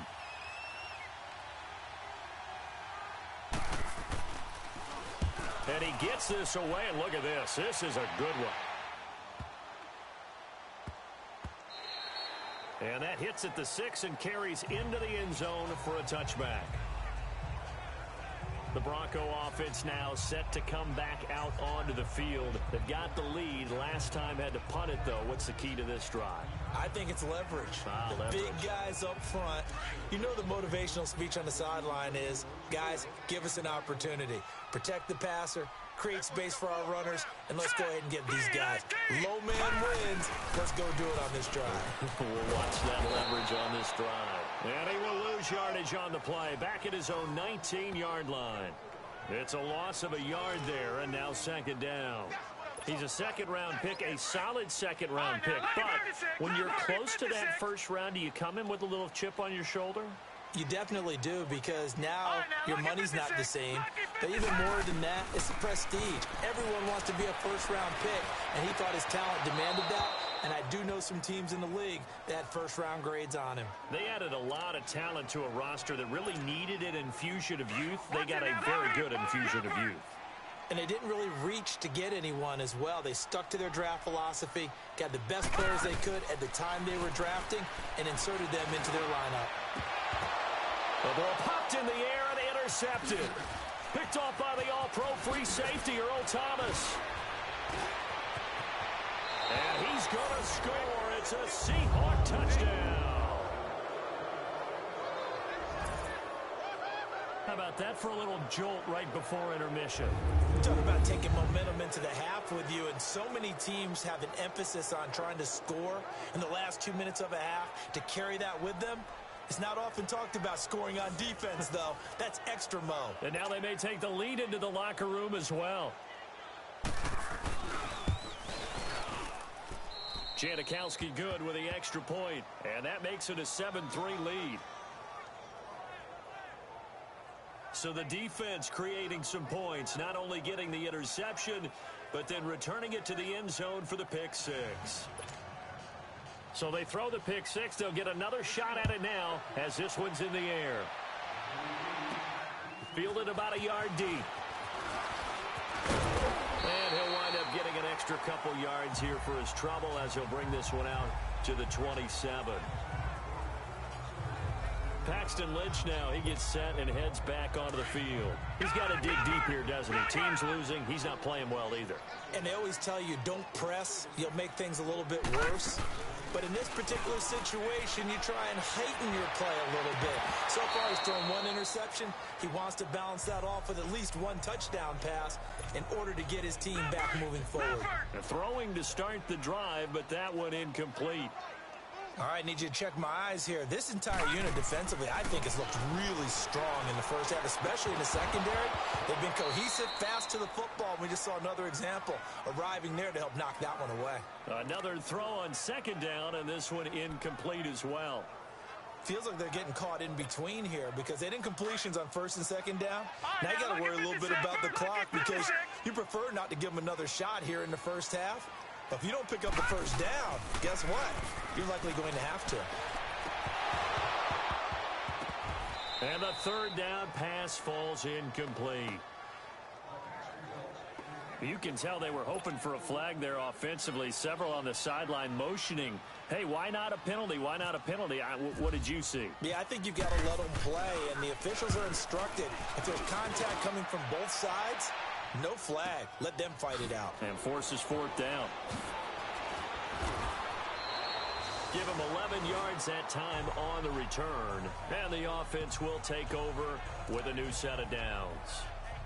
There again is the running back as he trots onto the field. It's the second quarter. His team has the lead, but I think he's hoping for a little bit more production out of himself. And we often talk about preaching patience to a runner when things are a little bumpy in the early going. With Doug Baldwin. And the grab made by Doug Baldwin. And all the way in, touchdown Seattle. Doug Baldwin, 71 yards. And the Seahawks get the quick strike touchdown. And that'll give them a 2-score lead here, but I'm looking ahead. They just want to hold it for the final moments here of the second quarter. They don't want to give up anything on the other side. No, not at all, because if they don't, it almost had the feel of an imposing their will score. And right now, they want to make sure they keep that and carry it into the second half. Out to kick is Janikowski. And a fair catch signaled for and taken successfully. Paxton Lynch now, he gets set and heads back onto the field. And I never played quarterback, but I'm thinking as a quarterback, you're a little bit into the game now. Second quarter, you're losing. You're not playing well. Probably feels like a lot of weight on your shoulders. Certainly does, but it's something that quarterbacks have to be used to because they're always carrying around that weight. So how do they adjust the weight? How do they make it work for them? How do they work against it? That's what we're going to find out going forward. Yeah, he'll be trying to get all that weight off his shoulders here on this drive. Right back to Booker. And he will lose yardage and be backed up to the 24. And now the Seahawks are going to take a timeout here on defense as they stop it with 11 seconds remaining in this first half.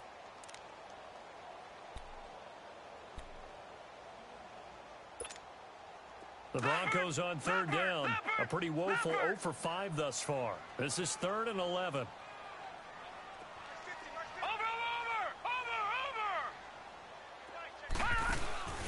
Play action. It's Lynch. And the Seahawk defense gets to him, and they bring him down.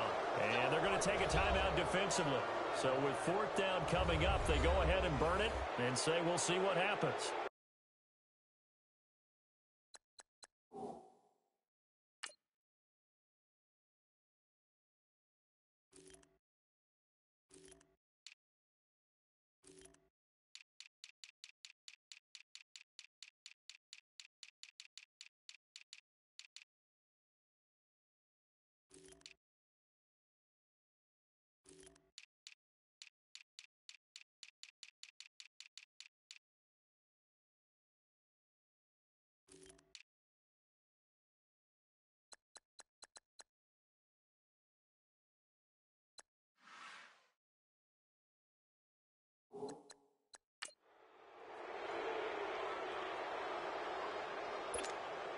Here's Marquette King now as the drive goes backwards, so he's on to punt it away.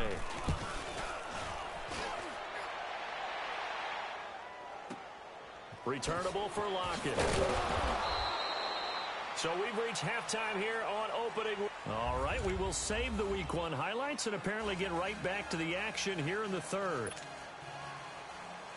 We'll see if Week 1 fatigue becomes any kind of a factor as we are back underway in the second half. On the return is Henderson.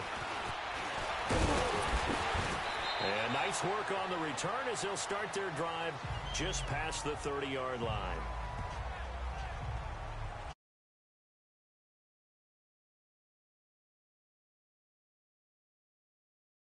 Punt their last possession, and that's become too familiar of a refrain. Too many of these drives just wound up going nowhere. But you know how in baseball, when the pitcher gets a base hit and he's on base, they bring his jacket out to him to keep him warm?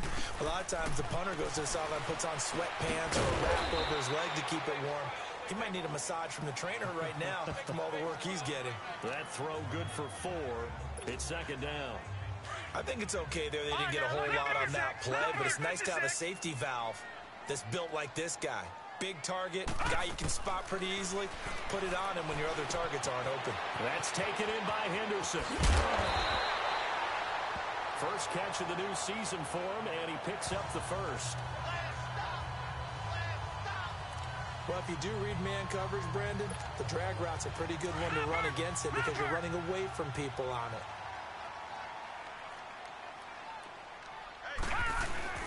Now a play fake here on first down. And a flag comes in as that one falls incomplete. Now let's see who this is on. Pass interference. Defense. This home crowd, they're happy with that call. I like the way you said happy there, right? The so-called good guys didn't get a call. They feel like it's been that way all afternoon. You feeling their pain? They finally got one. Yes, they did.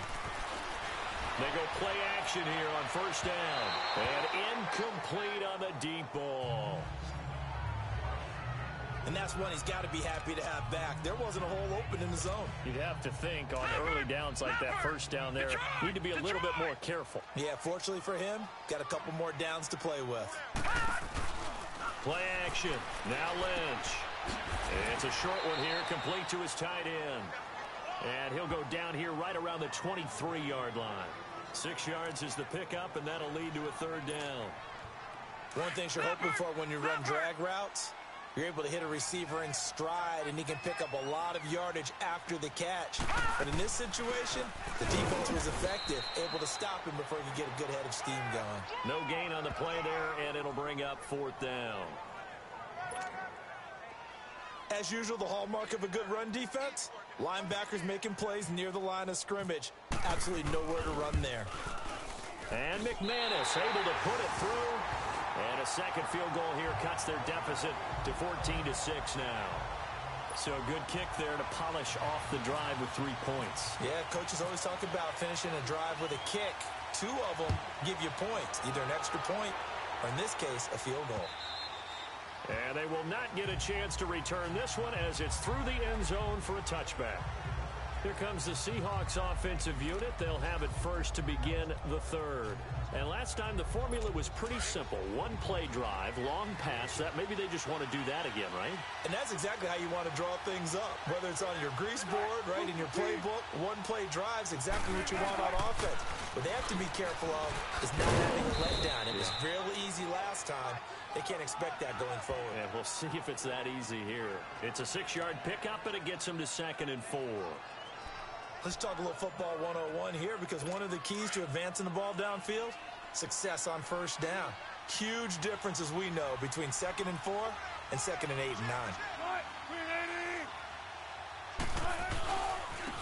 Now a handoff looking right. And he's able to take this one up to the 35-yard line. A gain of 4 that time as the drive continues. They're trying to show that they can run the ball and protect this lead. Give it to the backs, play a little bit of keep away, don't you think? And that's probably a good philosophy at this point, going to make that defense stand up and stop them. They'll run him now out of the gun. And he is met quickly in the backfield. Down he goes, folded like a lawn chair. This will be a 2-yard loss on the play. And that'll make it 2nd and 12.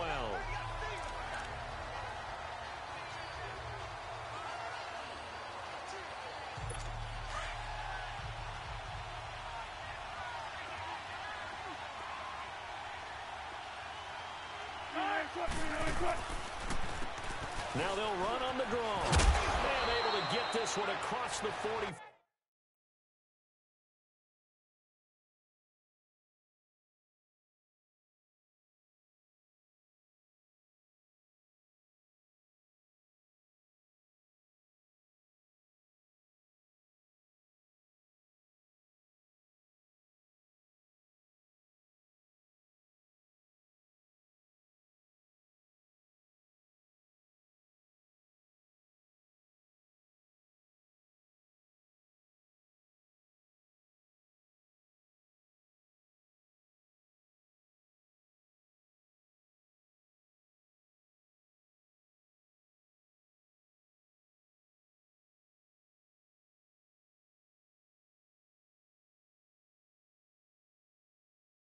5 before he's brought down.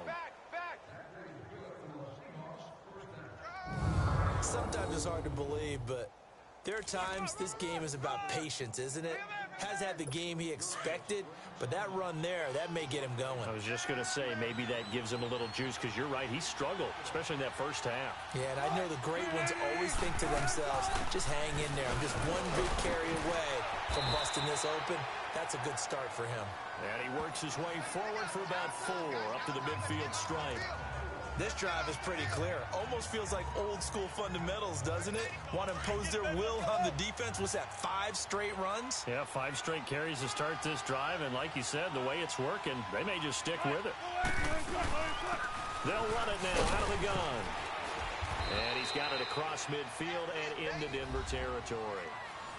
2 yards the gain there, and now they're left with a 3rd and about 4 for a first.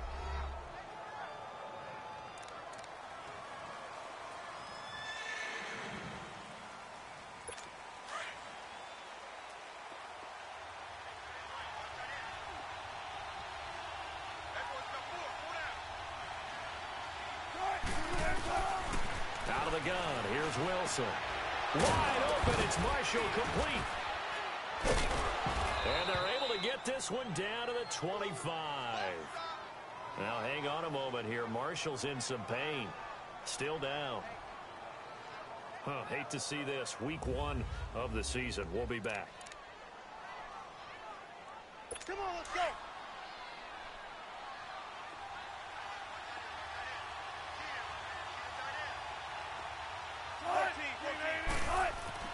Well, throw on first down with Wilson. He's just going to dump this one off to his fullback out of the backfield.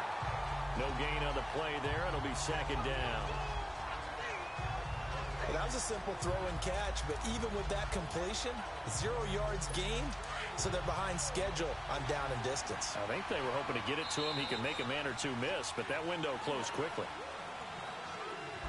We are through 3 quarters here on NFL Kickoff Weekend. It's the Seahawks with the possession. They also have the lead here as we get set for the 4th and final. Had the completed pass, but for no gain, stopped right at the line, so it's 2nd and 10.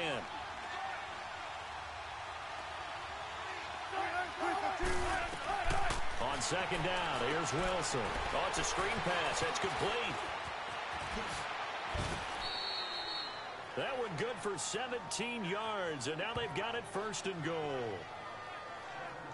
Another nice pickup through the air, and I think a lot of people might expect them to run the ball in this situation, Brandon, but with this lead, they're electing to throw the football. Swings, slants, quick outs, things that they consider safe.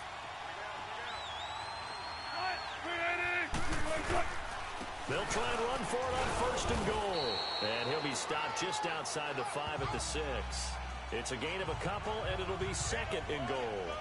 As we get late in this one, is altitude a factor for a visiting team in Denver? Is that something that's overplayed? No, it's real, and I know a lot of the visiting teams like to downplay it because they don't want to get into the heads of their players, but you can't avoid it. As soon as you get to the locker room, you get to the stadium, they always post it in there. Welcome to Denver. Altitude 5,280 feet. The air is rare.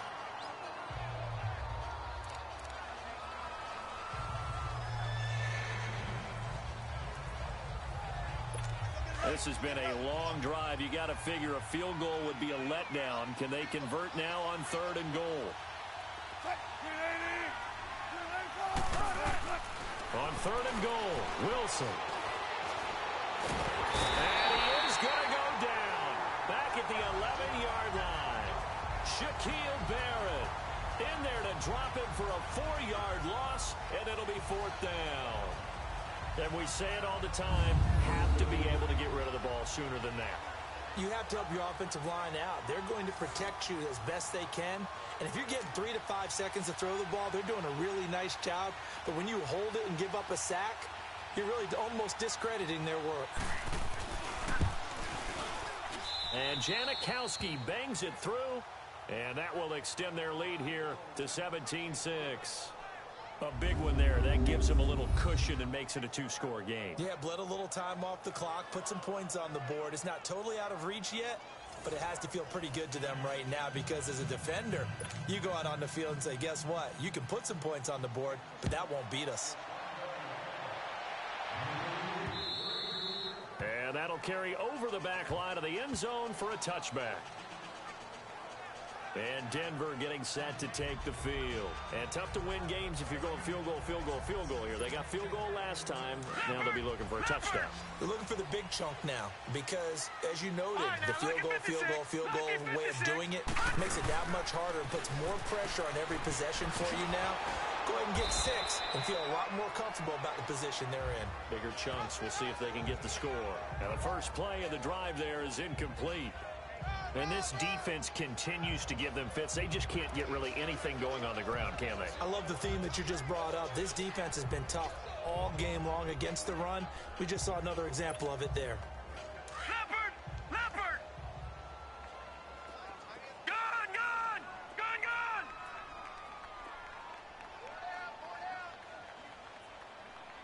Watch the slant! Watch the slant! On second down, here's Lynch. Drops it underneath for Booker. And he's brought down, getting this one up to about the 35. A 10-yard pickup, and it's enough for a Broncos first down. Now, correct me if I'm wrong. Yeah, you're down 2 scores. I don't think you need to rush just yet, but you can't take your time either. Yeah, even if you don't want to commit to full 2-minute offense, you have to up the tempo, up the urgency. Maybe you're starting to call 2 plays in a huddle each time you snap the ball. Finding some room at midfield. Throw right side, going to be taken in by Henderson. Chewing up big yardage. Another nice gain there. This one goes for 20. Lynch now perfect since the second half started. 7 of 7. It's 1st and 10. Throwing here. Lynch on first down. And down he goes. The pressure getting to Lynch. Jaron Reed forcing his way through there to drop him for a loss of a good 10 yards. And the job becomes twice as difficult now. After the sack, it's 2nd and 20. Time for a break. We're back to finish this one off after this. So it's Bronco football as we get you reset here. And let's see what they've come up with offensively after having time to talk it over. Now it's Lynch. And his throw here's incomplete. The positioning here is key. As a defensive back, you're taught 99% of the time, make a play on the football. But in this case, making a play on the man was all the difference. That's what forced the incompletion. The Broncos on 3rd down, as bad as you can be. 0 for 7 thus far. This will be 3rd and a mile. Gone! Gone! Gone! Gone! Off the play fake. Here's Lynch. Over the middle, he finds Henderson complete. And here he'll be brought down a little shy of the 35 at the 36. They do get 18, but even that won't be quite enough. It's 4th down. Boy, they had a lot of real estate to make up there, but what a big-time play for them. Nice completion, excellent gain. Now they're in 4th and manageable. Just a little short, though, of that marker. Here we go. Lynch on 4th down. Open man is Henderson. That's complete. And he's going to get this inside the 30. They keep the game alive, at least for the moment, as it's a first down. Of course, remember, you need a touchdown here and a field goal. Doesn't matter the order, but they have to get it done and get it done fast.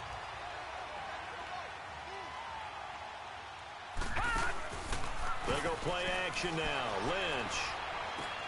And this is intercepted, and that should do it.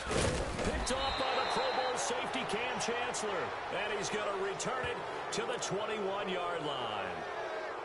Thomas, the intended target. Well, when someone other than the quarterback is throwing the football, it's either beautiful or a disaster, and here it was the latter. Nowhere in between, right? I mean, you're exactly right. It takes some fortitude to call that type of a play, but when it doesn't work, oh, boy, you wish you hadn't. Tackle made by Kenny Vaccaro. Good gain there on first down. It keeps them in a running situation, probably. They did everything right on that play, didn't they? They got the leverage up front, good blocking, nice hole for him, ends up picking up nice yardage, stays in bounds and keep the clock rolling. They are in charge of this scenario right now. They want to stay that way. And not in any rush offensively. Still a couple yards short of the first as the 3-yard gain brings up a 3rd down. And partner, this first week, this first game that we get to call together, The big American flag out there before the game, all the hoopla, just having football back, so special. It is an opening day, opening game. There's just nothing like it. That crescendo last.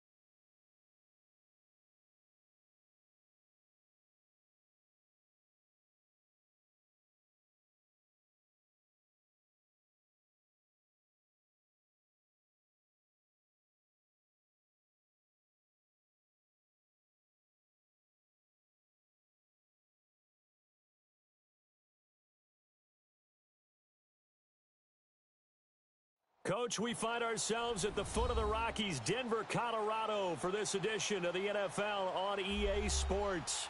A moment ago, through a shower of pyrotechnics, it was the hometown Broncos taking the field as they get set to do battle with Joe Flacco and the Baltimore Ravens. The Broncos will kick. Here's Brandon McManus to start us, and we are off from Denver. This fielded a few yards into the end zone. And all that work, but he He stopped where he ultimately would have been had he simply taken a knee, and that's the 25-yard line.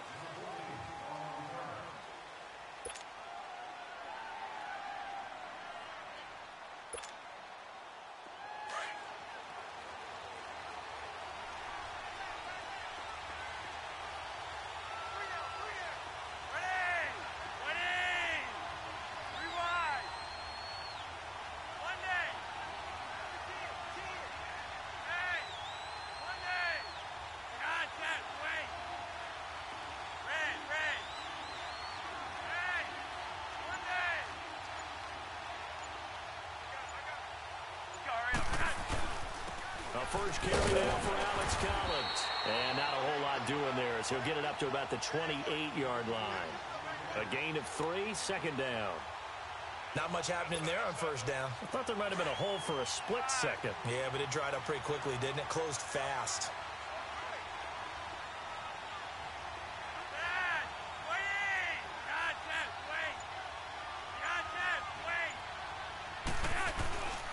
On second down, Collins.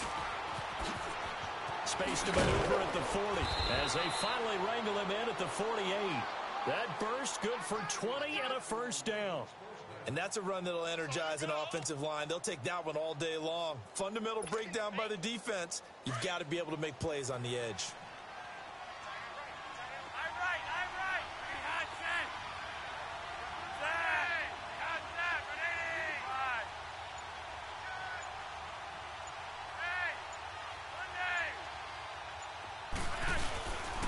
Here's a first down run with Collins.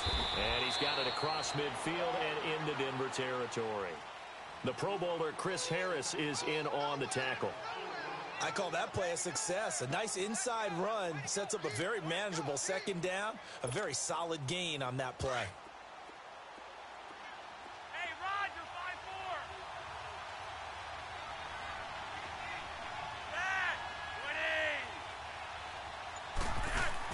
A break from the ground game here. Flacco. And incomplete there. A nice hit. Jars the ball free and brings up third down. Those passes out that far wide always make you hold your breath a little bit. Felt like it was in the air for a while. What it does is allows a defender to gain some ground, come from a long distance, and have a chance to affect the pass. So after the second down incompletion, they'll come up now against a 3rd and 6.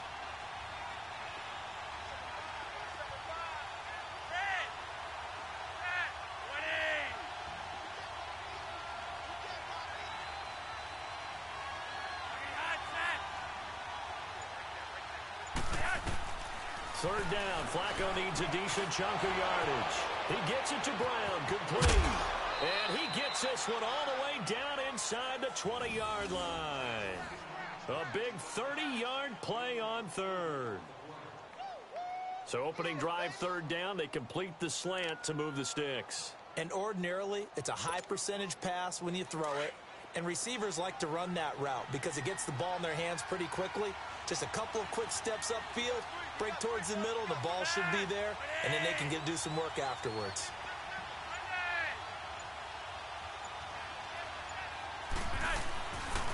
On the give, this is Collins running left. And that play going absolutely nowhere as he's belted before he could get out of the backfield. Call it a loss of 2 on the play. And it'll be 2nd and 12.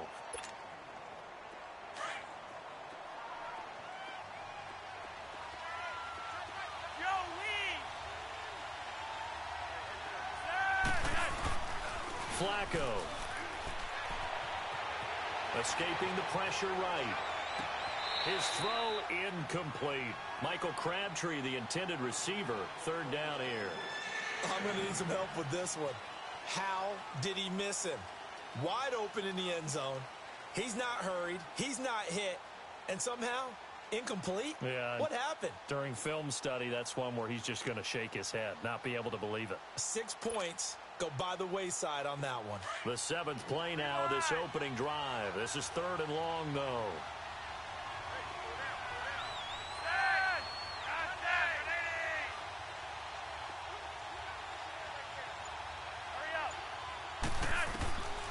Operating out of the gun, Flacco. And he'll be hit as he releases it, and that'll fall incomplete. Pressure, and that's certainly going to be a key to this game going forward. And that time, they were able to get in there and influence the throw. And remember, quarterbacks got to get rid of it. They don't have the Tucker rule that they can fall back on anymore.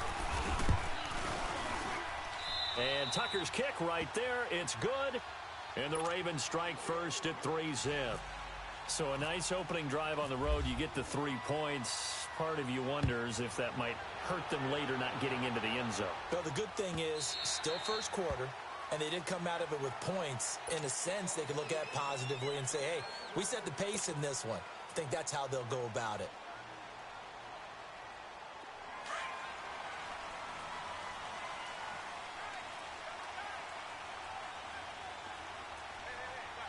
Here we go. What? 90. Hut. Oh, he's got some breathing room. And down he goes, but he takes it up to the 40. Denver has the first down. The play going for 15 yards. Whenever we meet with coaches and they always talk about wanting to establish running the football, it's oftentimes with a good tight end who can control the line of scrimmage and the point of attack, and they're becoming harder to find because the colleges are giving us a whole lot of receiving tight ends, former wide receivers who can run, not necessarily block very well. In this case, though, we saw 2 tight ends on the field, both of them with the ability to block, and he ran the ball successfully behind that power set.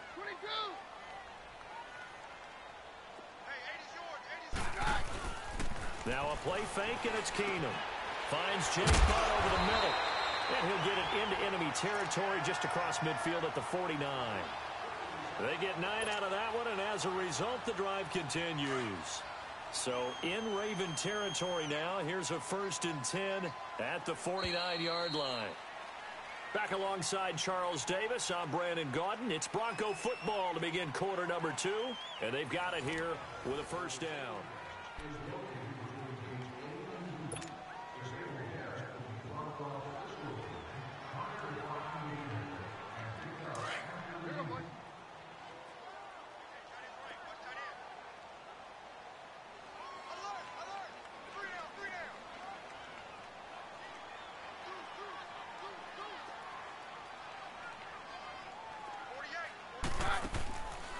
They'll run it now out of the gun. And he'll be taken down, but not before getting this inside the 30. That good for 22 and a first down. They're making it look easy out there. Another first down. So far on this drive, let me do this little bit of math here. 4 plays, 3 first downs. That's a pretty good recipe for success. They'll run it now out of the gun. It's a 6-yard gain on the ground, and that'll make it 2nd and 4. That play wasn't quite as big as the play that preceded it, but still, gotta like the way they're moving the football, partner. Absolutely. Pretty good room to run on that last play. Yeah, they didn't get a first down, but still, you'll take runs like that each and every time, won't you?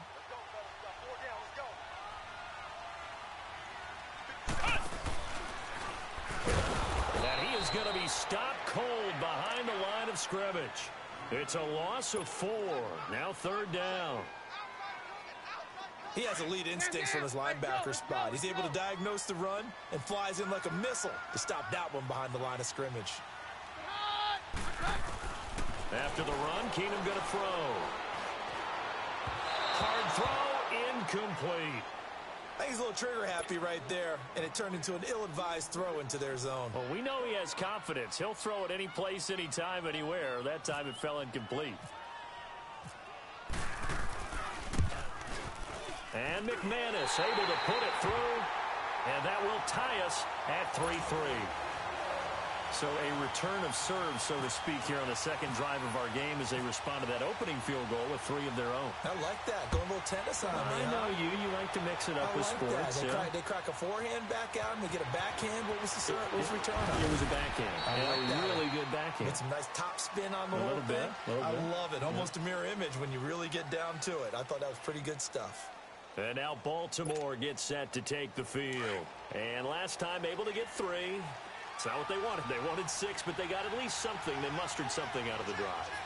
They'll take it. I like the way you've described it. Not ideal, but they'll take it. Anything to put some points on the board. But this time on offense, they don't even want to see the field goal kicker trot on the field. They want that ball in the end zone. Yeah, they'll be going for 6. And he is met in his tracks behind the line of scrimmage. They'll wind up losing 4 yards on the play. And that's going to make it 2nd and 14. Here's Flacco. Being chased out left. Now he'll turn and throw deep back to the other side of the field. And they went for a big play through the air on 2nd down. Couldn't connect. Now it's 3rd. Well, that certainly looked like something that they discussed all week in practice getting ready for this one. Take the big shot right out of the gate. At worst, you'll open up the defense a little bit, loosen them up, have them back on their heels. An incomplete pass on that last play, and that means they'll need to come up with something here on 3rd down.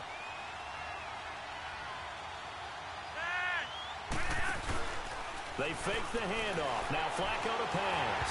And that is incomplete. Well, no second guessing the call here. It was 3rd and long, so throwing the football was probably the smart play to try and pick it up. But they don't get it, and now the defense goes off the field feeling pretty good about themselves, gaining some momentum as they force them into a likely punting situation. On is the punter, Cook, who sends it away.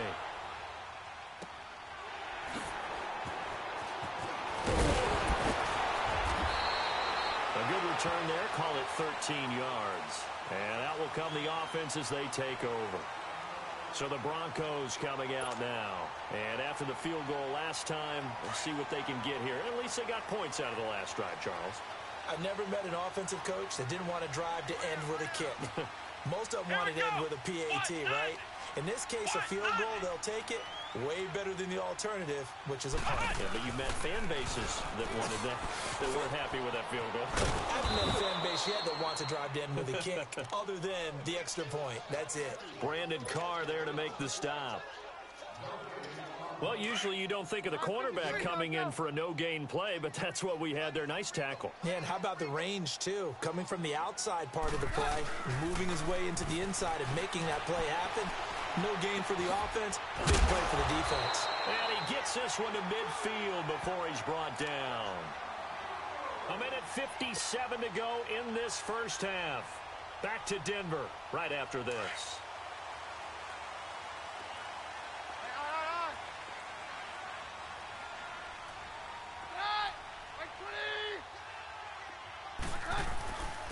And they'll go with a ground attack here.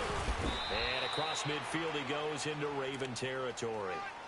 2 yards on the pickup there. It'll be 2nd and 8.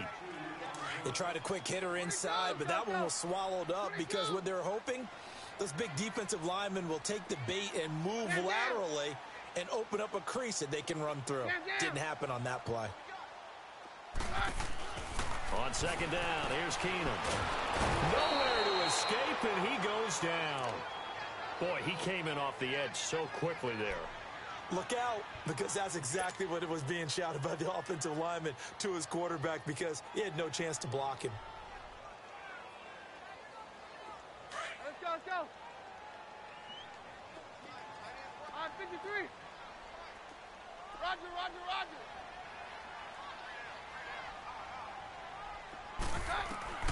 3rd and long. It's Keenum. And he hits his target, Deshaun Hamilton.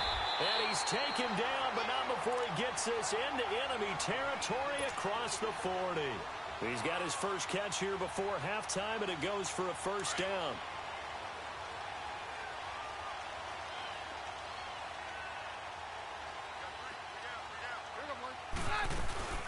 They'll run it now out of the gun. And inside the 20 before he's brought down. Another big gainer that time. This one goes for 19 yards. First down now, but that clock rolling.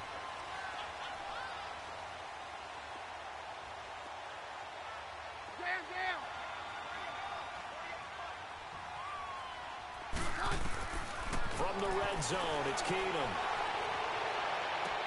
Toward the sideline, and look at that catch. Dragging the toes, and that's going to be a first down. Well done. Back-to-back nice plays. 12 yards that time and a first down.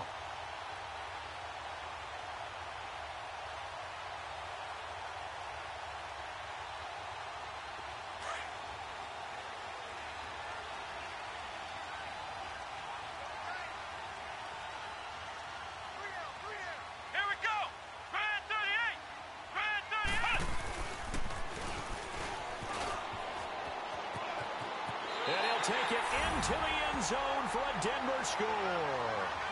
A great play there as the first half is winding down, and the Broncos are in for 6. And that touchdown gives them a touchdown lead before they attempt the extra point. What a great way to end the half. Yeah, great job to put themselves in front, and now see on the sideline, special teams defense scrambling, saying we want to preserve this for the final moments of this second quarter. Now McManus on to kick this one off. This will be fielded on the back line of the end zone. And not wanting to risk anything here late in the half, he'll just take a knee and they'll bring the football out to the 25. The Ravens offense now, they get set and head back onto the field. And with time quickly fading here in the second quarter, not sure how aggressively, offensively they want to play this. I think we'll find out just how much they trust their guys in this situation if they decide to take a shot. It's brought in here by Willie Snead. And now before this first down play, we're going to get a timeout here, as they'll stop the clock with 12 seconds to go in this first half.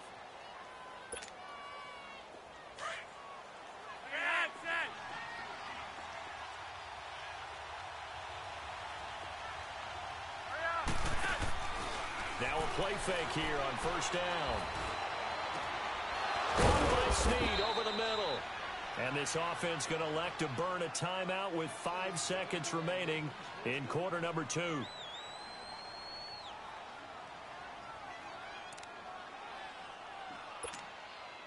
So even though it's first down, here's the field goal unit on now to try to get 3 before halftime. He hit his first. Now this one from 48 yards away. And Tucker's kick right there. It's good. And that trims the lead to 3. It's 9-6 now. No problems in the field goal department so far. He's 2 for 2. Pretty reliable here in this game, isn't he? And to me, that bodes well for them. If they need him late in the game, his confidence should be sky high. That's it for the first half. 2 more quarters to go. We'll have plenty more to see after the break. And we welcome you back now. Alongside Charles Davis, I'm Brandon Gordon, getting set for quarter number 3 here. Broncos with a lead, and they will be receiving this kickoff here as quarter 3 is underway. This is taken about 7 yards deep. And no run back here. This will be a touchback, and it comes out to the 25-yard line. Here comes the Broncos offensive unit here as they'll have it first to begin this third quarter. They have the lead. Now they'll be looking to extend that lead. And this is where I enjoy talking about one of my favorite subjects, tendency breakers, or counters as I also like to call them. You've done things in a certain way in the first half, and they've had ability to see what you've done. They're going to make their adjustments. So guess what? You adjust yourself and try and stay ahead of the pace because you are looking for some separation in this ball game. The adjustment to the adjustment. Without a doubt. Show them one thing, hit them with something else. Let's go, let's go.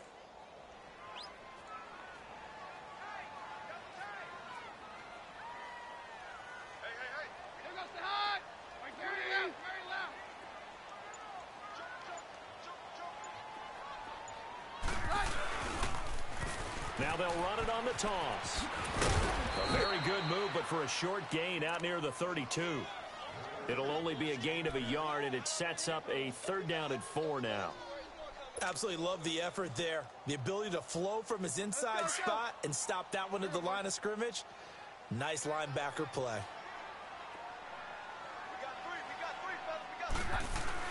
Throwing that by Jake Butt.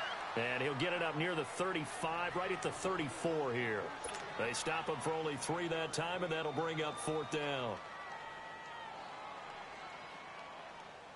Here's Marquette King now, as he's on to punt for the first time this afternoon.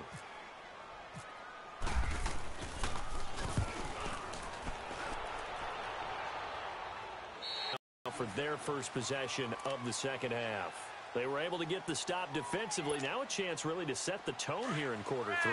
They can really take charge, can't they? And this is probably how it was drawn up at the half. I think we can go inside the locker room, all right? And I think we would see up on the grease boards, stop them defensively, get the ball back from the offense, and let's go downfield and score. Seems simple, right? The last part, we have to find out that's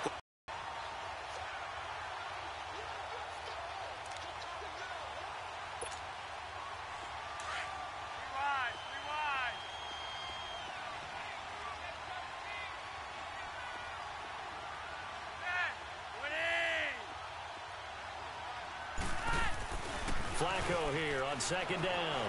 Sliding out of the pocket. And some room to maneuver. He'll wind up getting 4 there on his own, but it will leave him now with a third down situation. Well, you admire anyone trying to pick up an additional couple of yards. They're just not worth it when you take shots like that. Quarterbacks have to stay in the game and stay on the field. The Ravens on third down. Just 1 for 3 thus far. This is 3rd and 7.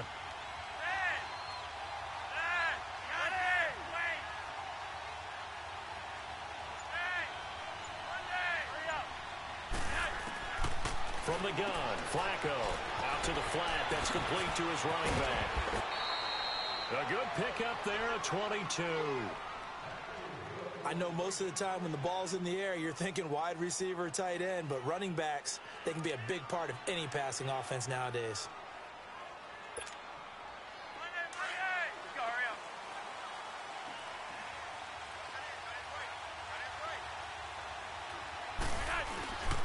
Here's Collins. So a nice job to break the 1 tackle, but not much daylight after that as he's brought down. Tackled by Bradley Chubb, the number 5 pick in the 2018 draft. They go again with Collins. And forget about finding a lane. He barely had time to look up before he was planted in the backfield. It'll wind up being a loss of 2. And they're going to face a third down.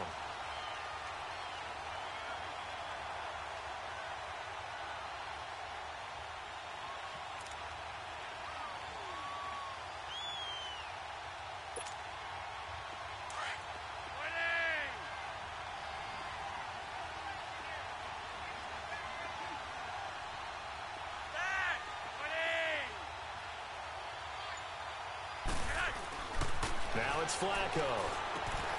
Open receiver, that's Hayden Hurst, the tight end. And he's going to have the first down at about the 38. First time they've looked his way in this game. He comes through picking up the first. So a 1st and 10 now in Denver territory at the 38.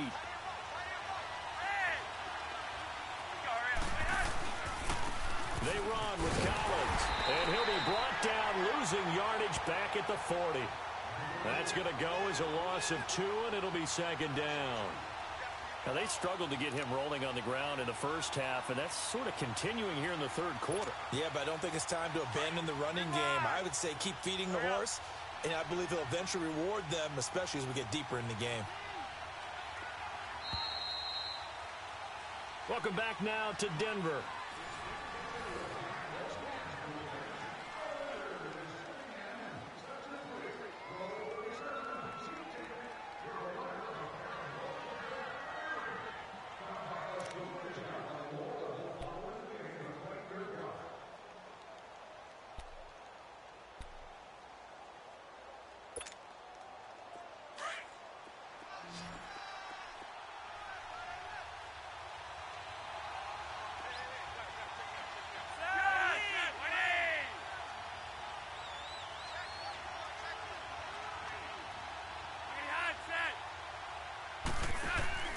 Flacco fakes the give, sets the throw.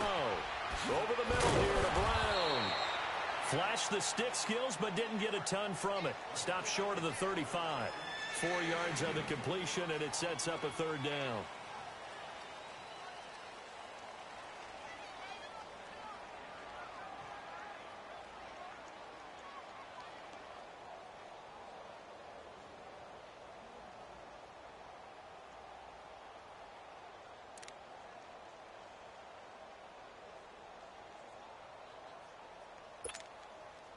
The Ravens on 3rd down. They've converted 3 out of 5 thus far. This is 3rd and 8.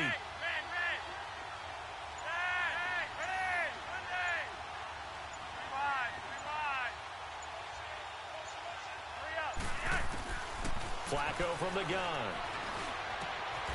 Got his man complete over the middle. That's Dixon. And brought down, but not before they're inside the 25. The Raven passing game getting in sync. Another 1st down.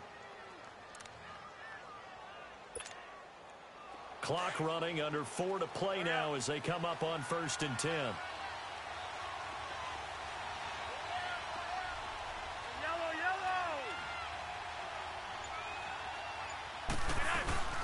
They go play action here on first down. And his throw's going to be incomplete. He was trying to get it to Michael Crabtree there. And it's second down. Well, pretty good coverage there, and both of these defenses, they've had good coverage throughout this one. No doubt about it, and in today's NFL, where we're used to a bit more scoring, this feels almost like a well-pitched game in baseball on both sides where the tension continues to build. Who's going to make the big play? Now Collins. And he's going to fight his way forward here for a modest gain. They get 6 here after the incompletion, and it'll leave them with a 3rd and 4. And there's a run to be happy with. Good, solid yardage. You'll take that anytime you hand the ball to a back. This a big play for both sides. What will we see here? 3rd and 4.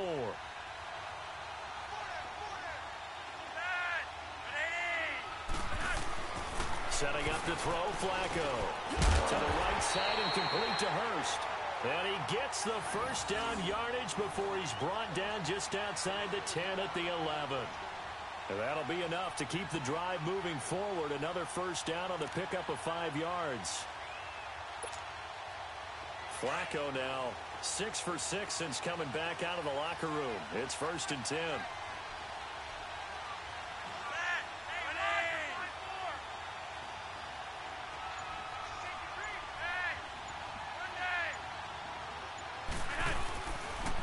This is Collins on the handoff. And he is into the end zone for a Baltimore touchdown. Alex Collins taking it in from 11 yards out. And the Ravens have taken the lead here in the 4th quarter. Justin Tucker for the extra point.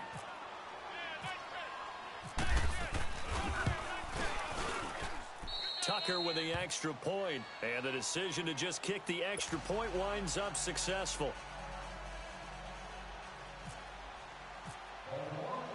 Here's Tucker now out to kick this one away. This will be taken to the back of the end zone.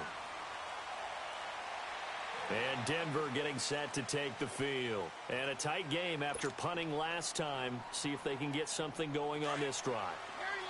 As they head to the field now, with the game this close, you've got to feel there's a sense of urgency for them going on offense right now. But they have to do it without letting panic creep in and affect their play.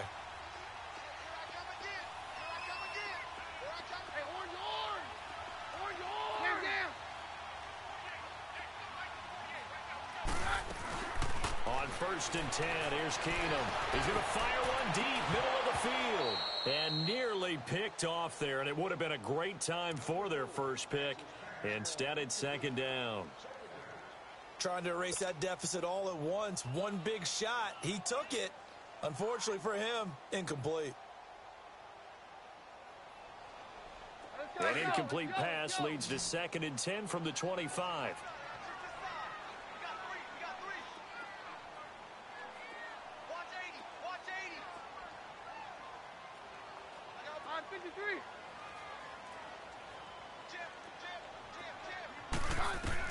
Second and 10, Keenum here again.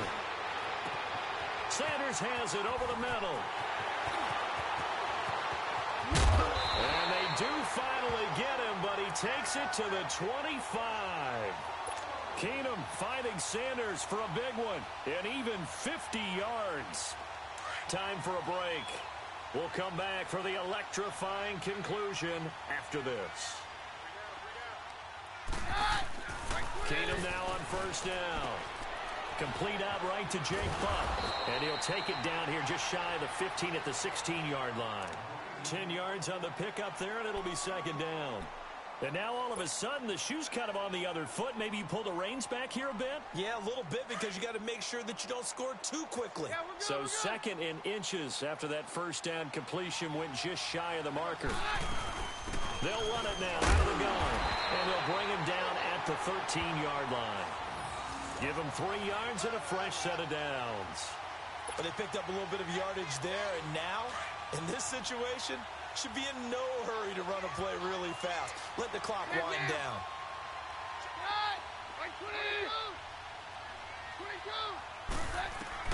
He's back to throw. And that is caught on the right sideline, but out of bounds, says the line judge. The throw took him a little too far. It's second down. Let's face it, you can run the route tree as many times as you want, get in sync, practice it, do all those things. But once you get to game speed, it doesn't always time up quite that well. That one goes incomplete. Roger, roger, roger.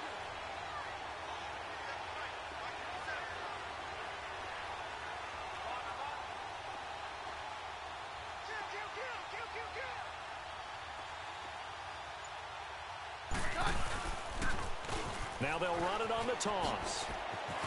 And he'll be taken down here at about the 11. It's a gain of about 3, but it's going to leave him with third and still 7 yards to go. An incompletion, now a short pickup. That's not going to do it. Yeah, you've got to get to the line of scrimmage quickly, get set up, and aim downfield.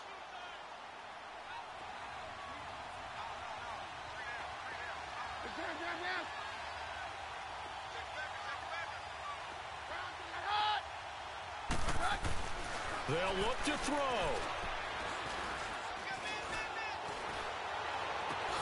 That is caught at the 7-yard line.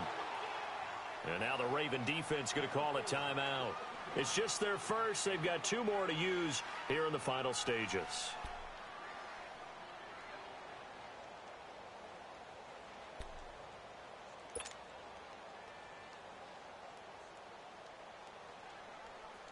Down 4 late. Got to go for it here on 4th down.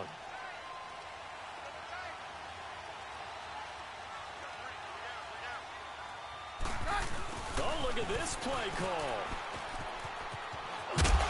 And he won't get there.